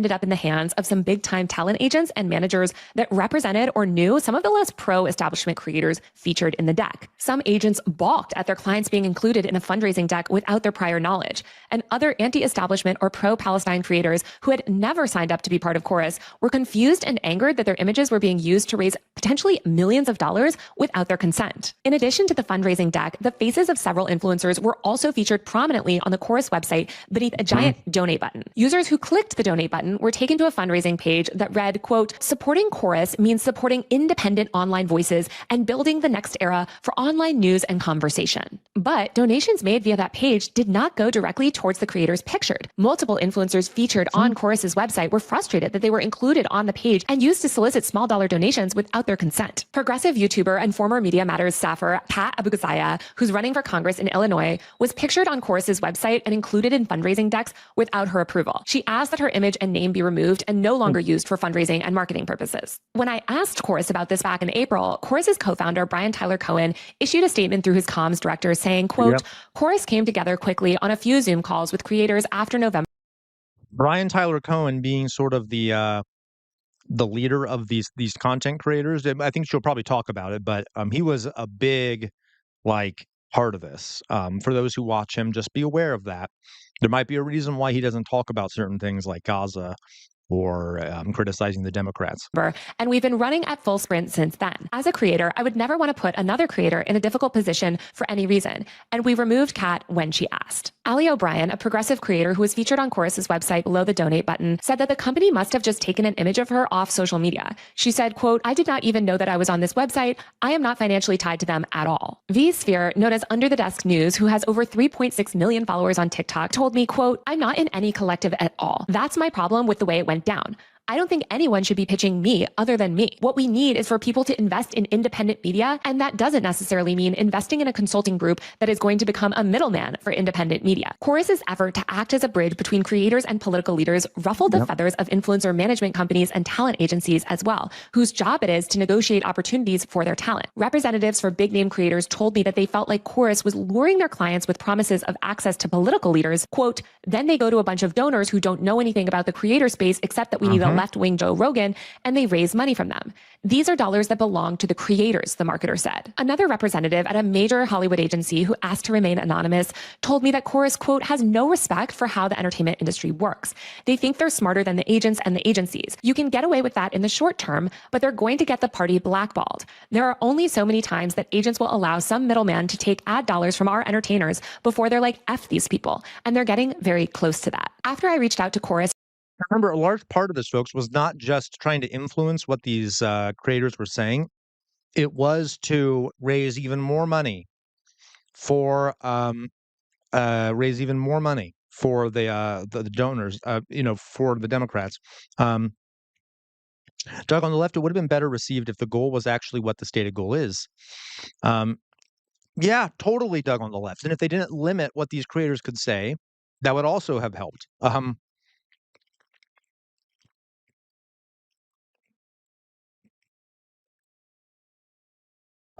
Michael, actually, that's not true, actually, Michael.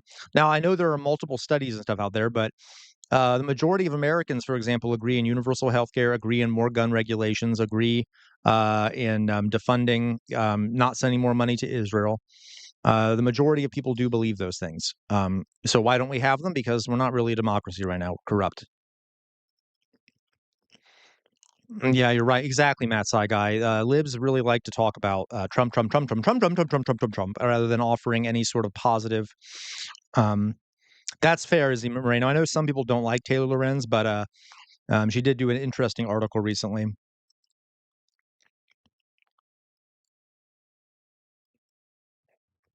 Okay, let's go.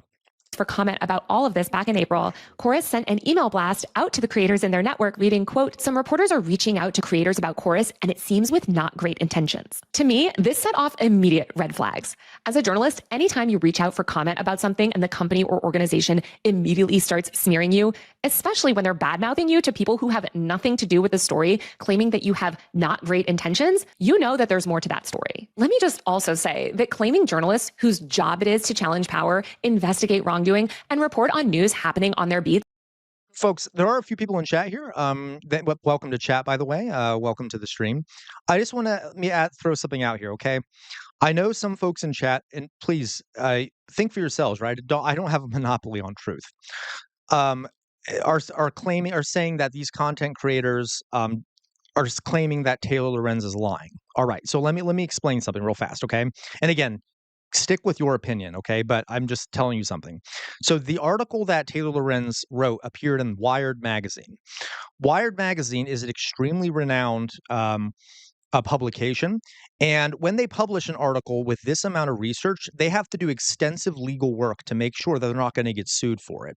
They would not have published it unless there was extensive evidence backing up what they're saying. And so the reason I'm saying here is, do we think it's more likely that the Wired magazine is lying and threatening their company with millions upon millions of dollars in lawsuits for what Taylor Lorenz is saying? Or do we think it's more likely that these content creators who are claiming that it's a lie are trying to cover up the fact that they were involved with it? Because if it was a lie, they should be suing Taylor Lorenz and Wired magazine. But I don't think they are they? So just something to think about, okay? I know some folks don't like Taylor Lorenz. I understand that. But for this, she did very good research. So just something to think about. Have some sort of bad intentions is really poor form. The job of a journalist is to be annoying. It's to piss people off, and especially to piss off people in power, and to hold organizations to account. Over 8,000 men have permanently broken free from the P word by watching one single video training that you can actually watch by clicking the link below. But I want to give So I kept digging and talking to creators. I spoke to several creators who attended an early chorus activation at the Capitol for Trump's joint address to Congress. The influencers were brought to the Capitol by Chorus to create content promoting Democratic messaging. It was marketed to the liberal content creators as an opportunity to interview members of Congress. But when they showed up, it became apparent that Chorus hadn't actually booked interviews for anyone aside from Brian Tyler Cohen, who co-founded Chorus. One creator who attended the event told me, quote, "It was essentially go to the Rayburn building and go trick-or-treating for interviews. It was so embarrassing, and it didn't put us in the position to make good content." After knocking on the doors of lawmakers' offices unannounced, the group of creators was able to generate content that ultimately garnered over 53 million collective views. But afterwards, they were asked to submit that content that they created to Chorus in order to get their travel costs reimbursed. This irked the creators, who felt like Chorus now wanted to use their content to put into a deck in order to show the Democrats who hired Chorus how successful their activation was. Let's see here. Artemis, if that's true, I will look into that. Thank you for that context. Artemis says Elizabeth Booker had Angela Rye look over her contract on Live. That's fascinating. I have to look into that. I mean, it is possible that they didn't understand the contract fully when they signed it or whatever. That being said, if it is not true, then they should definitely sue Taylor Lorenz, and I don't think they're going to, because they may have just misunderstood the contract. So if it's possible, it is, and I don't know this, folks. It's possible that some. There you go, Nicholas. Chorus's lawyer did reach out to Wired after publication, and they didn't ask for any retractions. So it could be that they didn't. Yeah. So Michael is also right. It's possible that is a possibility. Some of them may have misunderstood the contract. That being said, they did sign this contract, taking money and knowing that it was, some parts of that. But that's a fair point, Aramis. Ion Pantaloons, sure, it'd be nice to not have to use dark money, but we do have to operate within the system. Ion Pantaloons, I agree with you, right? The issue here is the how this dark money was, the quid pro quo involved in this dark money. It required these creators to not speak about certain things, which, by the way, those things that would actually make the Democratic Party more popular, okay? And it required them to give softball interviews and such to Democratic politicians. And I totally agree that the Democratic Party should fund creators, but they should fund ones that are, where they're not having to lie for the sake of the Democratic Party or hide things for the sake of the Democratic Party, because the Democratic Party doesn't always know what is the best things to talk about. They have proven it time and time again. That's possible. Okay, there may have been multiple contracts that people signed. So some of them. Who was it that said this, Artemis? It's possible that some of the contracts were different. Okay. In reality, the creators say that they received little to no support. V-Sphere of Under the Desk News told me, quote, "It was Chorus's first test as a collective, and I wasn't there, but it didn't look like it went so well. Creators made good content, but they would have made that content without Chorus. Through a spokesperson, Brian Tyler Cohen responded to me saying, quote, while not everyone who went to DC with Chorus had the same experience, this trip led to dozens of interviews and posts that generated an audience more than 50% bigger than the speech itself. I'm proud that an organization only a few months old had that kind of impact, and we're iterating so the experience and our reach can be even bigger next time. But a few months later, influencers began reaching out to me again about Chorus. They told me about a new creator program that the organization was recruiting people for. I was interested, and so I started digging. Before long, someone leaked me a private group chat. Okay, Nicholas says, some girl named Allie or something did go over part of her contract and verified everything Lorenz said. Okay, see, I have to look into this, folks. I am unsure.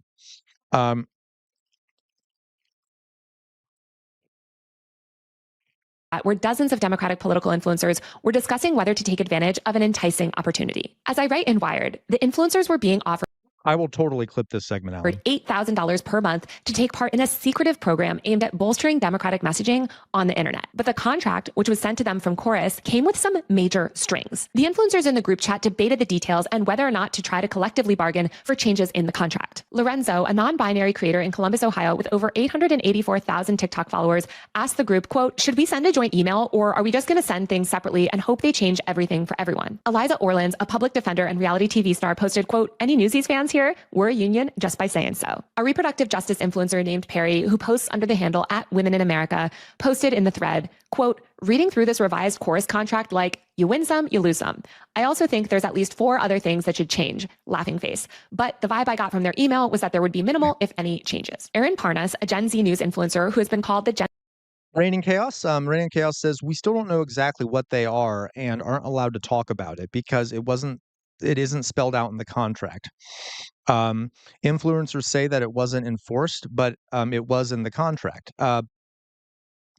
Yeah, so they say it wasn't enforced. So here, but yeah, the main issue, folks, is that the Democratic Party was attempting to use a contract where they limited what people could talk about in exchange for money, and the way they limited how people spoke was apparently supposed to be beneficial for the Democrats, but it included things like not talking about Gaza, not talking about any negative criticism of corrupt Democrats, of which there are many. And there is some other there have been people coming out like David Pakman's producer, who said that part of the contract was about not talking about Gaza and things like that. Okay, there's more. I would need to look into this more, folks. But again, it is an issue. But that is fair, Reigning Chaos.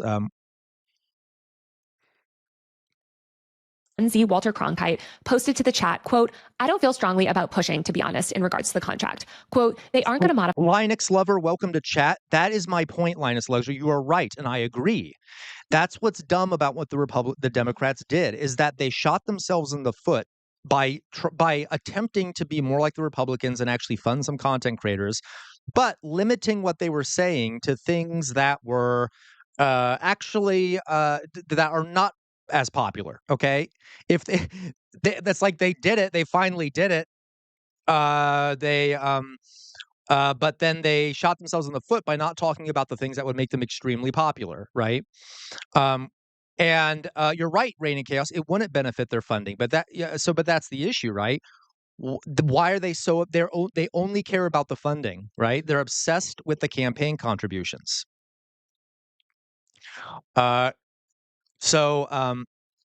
Yeah, Dolly Boy. So, like, that the Democratic Party is corrupt. By the way, folks, I am not just talking about the Democratic Party here. The Republican Party is massively corrupt, if not more corrupt. The point here being that the Democrats are also corrupt, and one of the reasons they keep losing is because they are so obsessed with the corruption.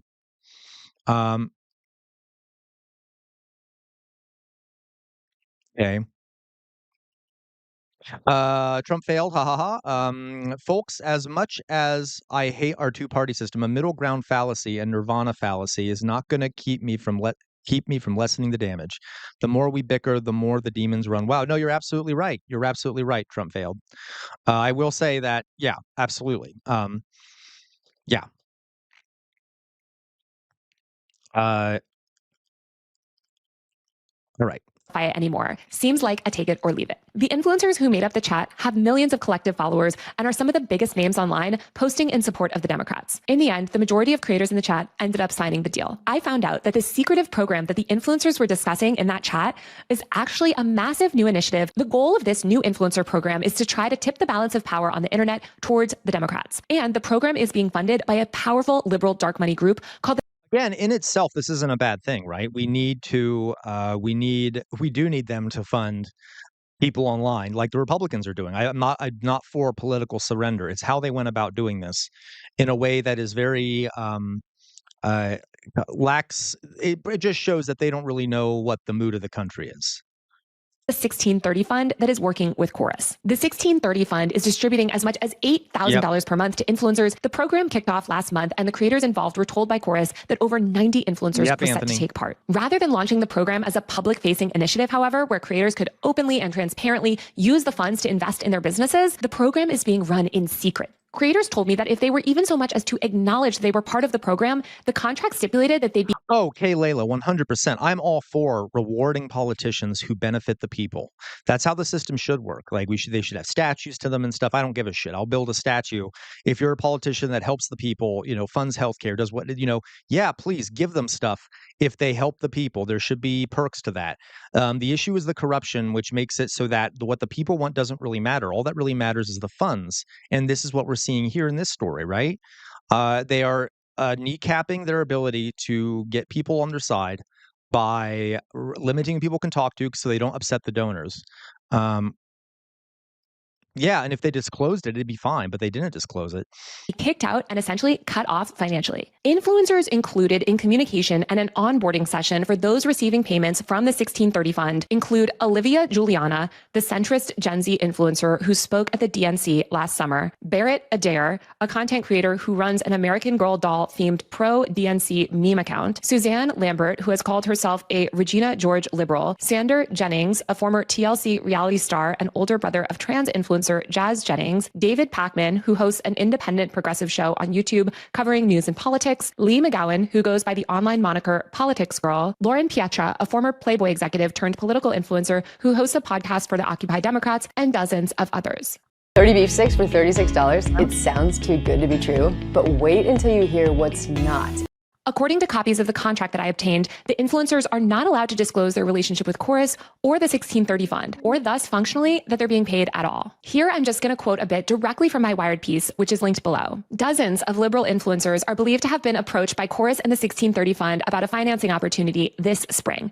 They were told that Chorus appreciated the work they were doing online and were asked if they'd be interested in being part of the first cohort of a new program that Chorus was running to help, quote, expand their reach and impact, creators told me. Following the initial outreach from Chorus, Robert. many creators expressed— Folks, I'm sorry. I just got to remind everyone. I know there's some people here who haven't been here before. You have to understand, right? We are living in a fascist moment in this country. Absolutely 100%. The way to fight fascism is not to stand in the center. You have to make major reforms. And the Democratic Party has consistently proven itself incapable of making major reforms because of the money that is going into the Democratic Party from big donors. This is not an issue of me trying to be partisan here, okay? As a historian, I'm telling you, the way to end fascism is, okay, to make major reforms so that people don't feel so disenchanted from their democracy and their government and their way of being. And if you just mess around the edges and you don't talk about the major reforms that we need, the Democrats are shooting themselves in the foot, and we're going to keep having Republican fascists take over time and time again. So the fact that the Democratic Party was attempting to limit the speech of these content creators through these essentially bribes, okay, these contributions to these content creators, is reflective of the Democrats' inability to understand what needs to happen to end fascism, okay?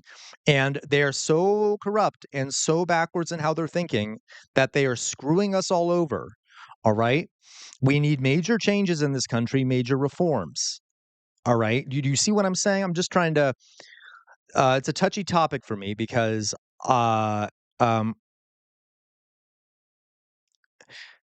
Yeah, thank you, our Aramis. Thank you very much. Yeah, I agree with your points overall about the way in which the Democrat. Yeah, fair enough, Aramis. Thank you for saying so. And I agree with a lot of your points too here, Aramis. You're right. If we look at, I don't know all the details about all the specific creators. Okay. All right, guys. Yeah. So, yeah, you're right. Okay. So Trump failed. Ha ha ha. Have you read any books on fascism? Yeah. Paxton's Anatomy of Fascism and Peyton's History of Fascism. Long and complicated. Read it, but detailed. Yes. Trump failed. Look up Umberto Eco, his essay on fascism. That's another really good one. I will say also, Roger Griffin has a compilation of fascist writing. It's called Fascism, and it's just a book that has writings from fascists. That's super interesting. That's another good one. Another good one, Trump failed, is this is by Richard Evans. It's called The Coming of the Third Reich, and it's about the rise of the Nazis. That's another really good one. There's lots of good ones out there. Trump failed. Okay, let's continue. Concern about some stipulations within the contract. According to copies of the contract, creators in the program must funnel all bookings with lawmakers and political leaders through Chorus.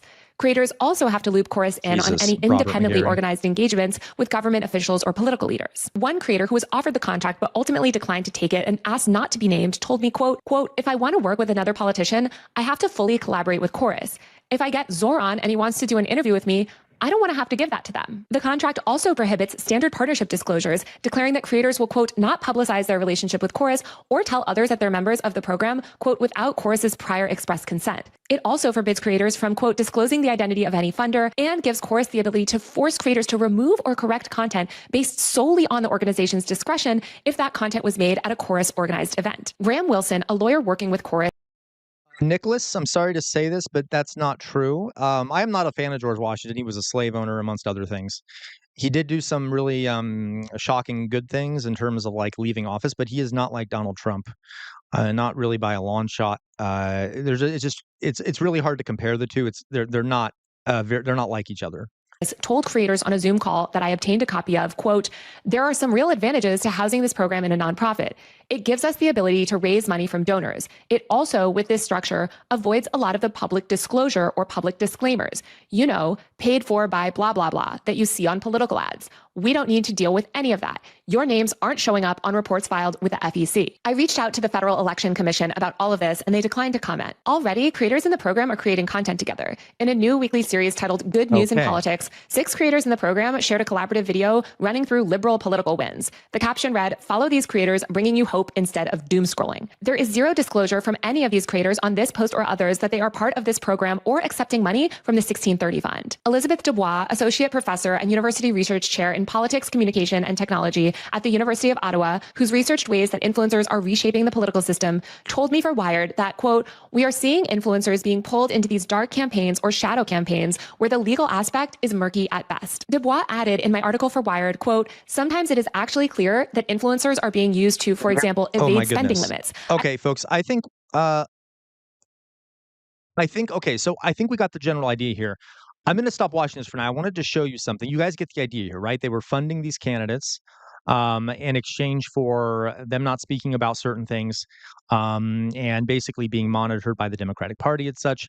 So I'm going to pull up something here that our very own Alan provided me that just to show you like how this sort of played out. So here we have. We're going to watch this. So this is for those who know.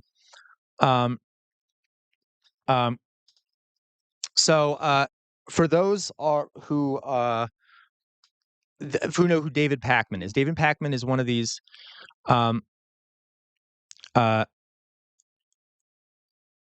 Interesting, Nicholas. I will take a look at that.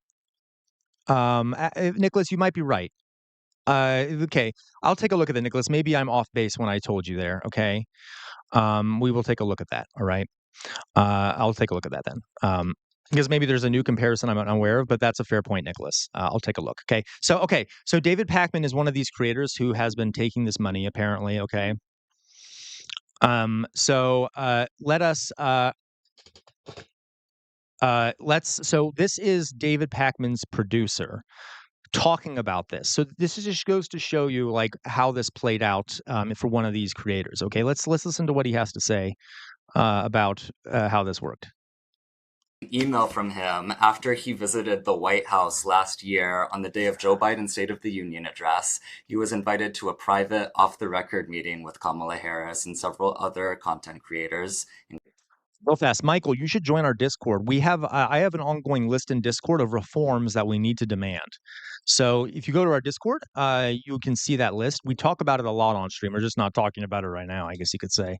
Okay. Including Brian Tyler Cohen, the Mycelis brothers from Midas Touch. And he told me that they all sort of talked amongst themselves at the White House, not in like an official capacity during the meeting, but, just casually as colleagues amongst themselves. And they talked about what their editorial stance is on Gaza.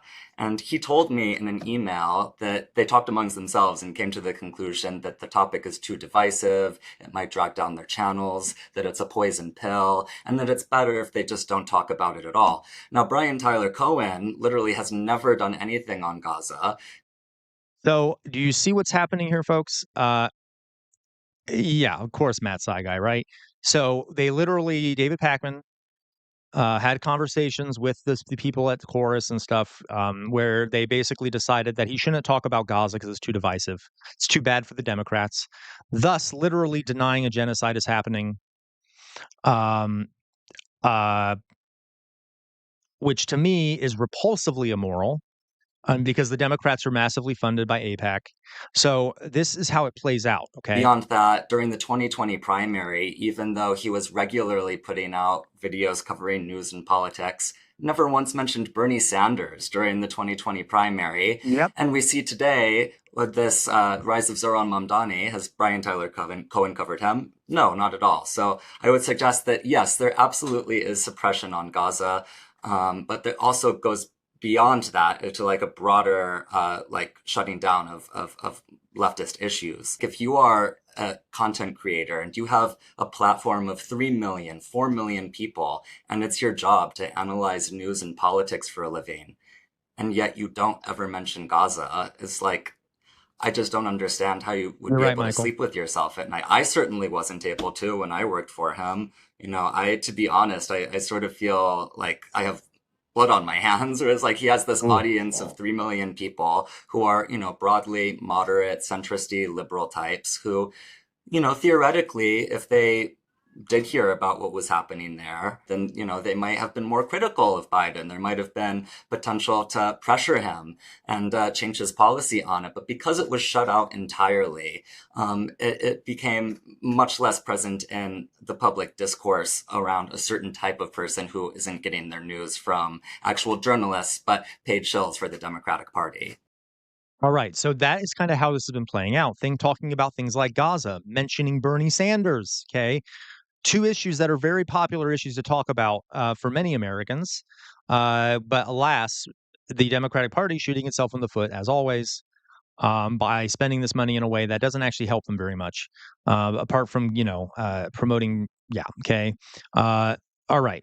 So, all right, guys. So let me see here. I'm going to go back to my face here for a bit.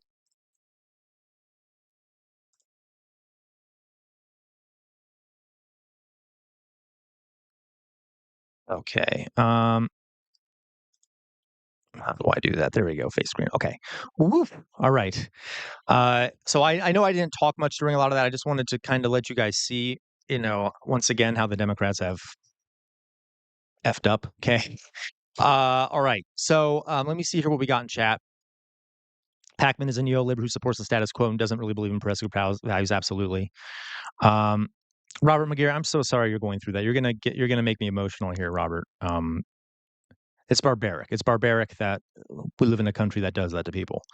I left a link. Nicholas, I'm sorry if I it seemed like I snapped at you. I didn't mean to, but but I'll take a look at that. I very much could be wrong about that. I'll have to look more into it. Yeah, you're right, Jonas. And George Washington was also right about he didn't like political parties. He thought that would destroy the country. And he also, by the way, folks, I want you to think about this. Can you imagine a politician today thinking that they could basically be president forever and then willfully choosing to leave office? And that's what George Washington did. There were no limits on the number of terms you could serve as president. He served 2, and then he retired to his home and let other people take over. He could have been a dictator, but he decided not to. And to me, that is a very big thing. Okay. Of course, he also had a mouth with a jaw in which there were the teeth of slaves. So he's a complex figure historically. All right, let me see here. Yes, Matt Saigai, keep shifting the Overton window until the center is on the far right corner. Right. Interesting, Nicholas. Thank you for that. Thank you for. I was getting kind of frustrated during the stream for a number of reasons, but yeah, thank you, though, Nicholas. Okay.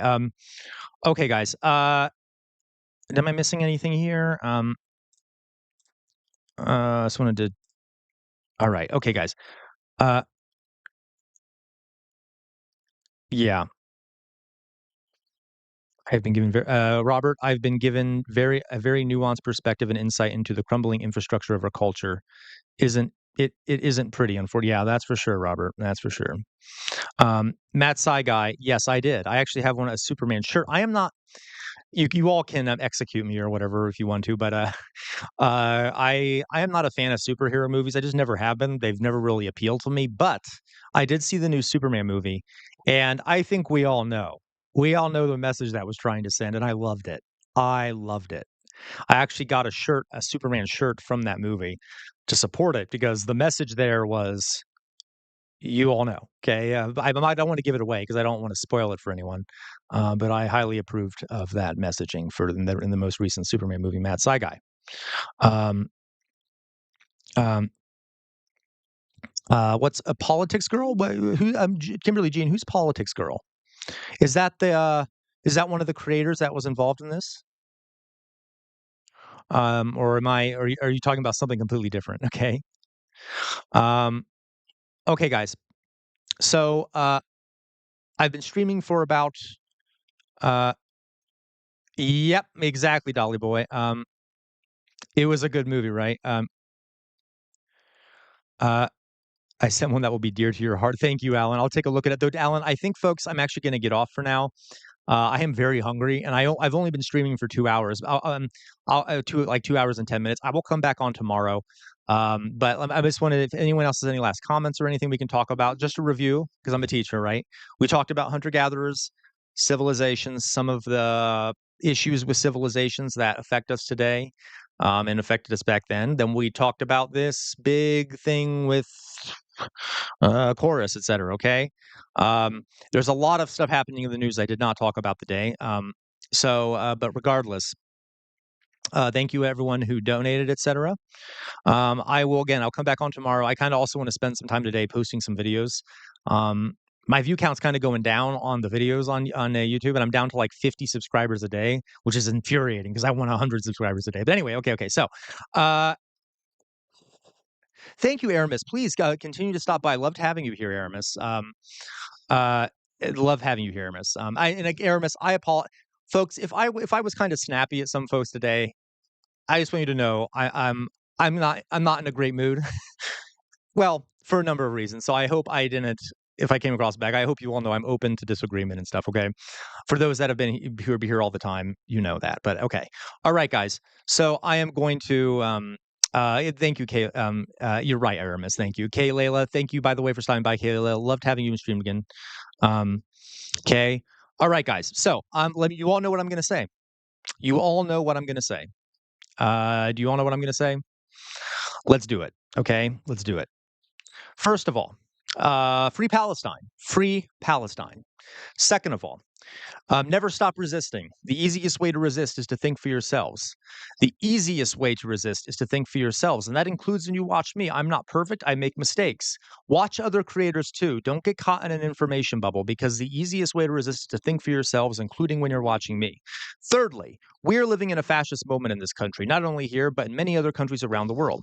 Fascism thrives in an environment where people have lost faith in their democratic institutions because those institutions are no longer providing things that the the people in a society needs. We need major reforms in this society if we want to get over this fascist moment. We need major reforms. You cannot stand in the center. If you stand in the center, the fascists will walk all over you. Please don't stand in the center. We need major reforms, and we don't even have to go crazy with it. I may be a socialist, but we just need to go a little bit to the left. We don't have to go all the way to what I would want. We need major reforms. You cannot stand in the center. Lastly, on the wall behind me is a sword. That name of that sword is Chainbreaker. Chainbreaker has been passed down in my family. It is rumored that Chainbreaker is responsible for the death of 7 slave owners. Why do I have it back there? I have it back there to remind everyone that our ancestors have made sacrifices for some of the things we have today, sometimes even their lives, for some of the liberties we have, some of the economic liberties, civil liberties, many different liberties. We cannot let their sacrifice go to waste. Please, please, please, folks, do not let their sacrifice go to waste, and always, always fight for a better future. And on that point, folks, you all have a good rest of your day, evening, morning, wherever you may be in the world. Have a good night.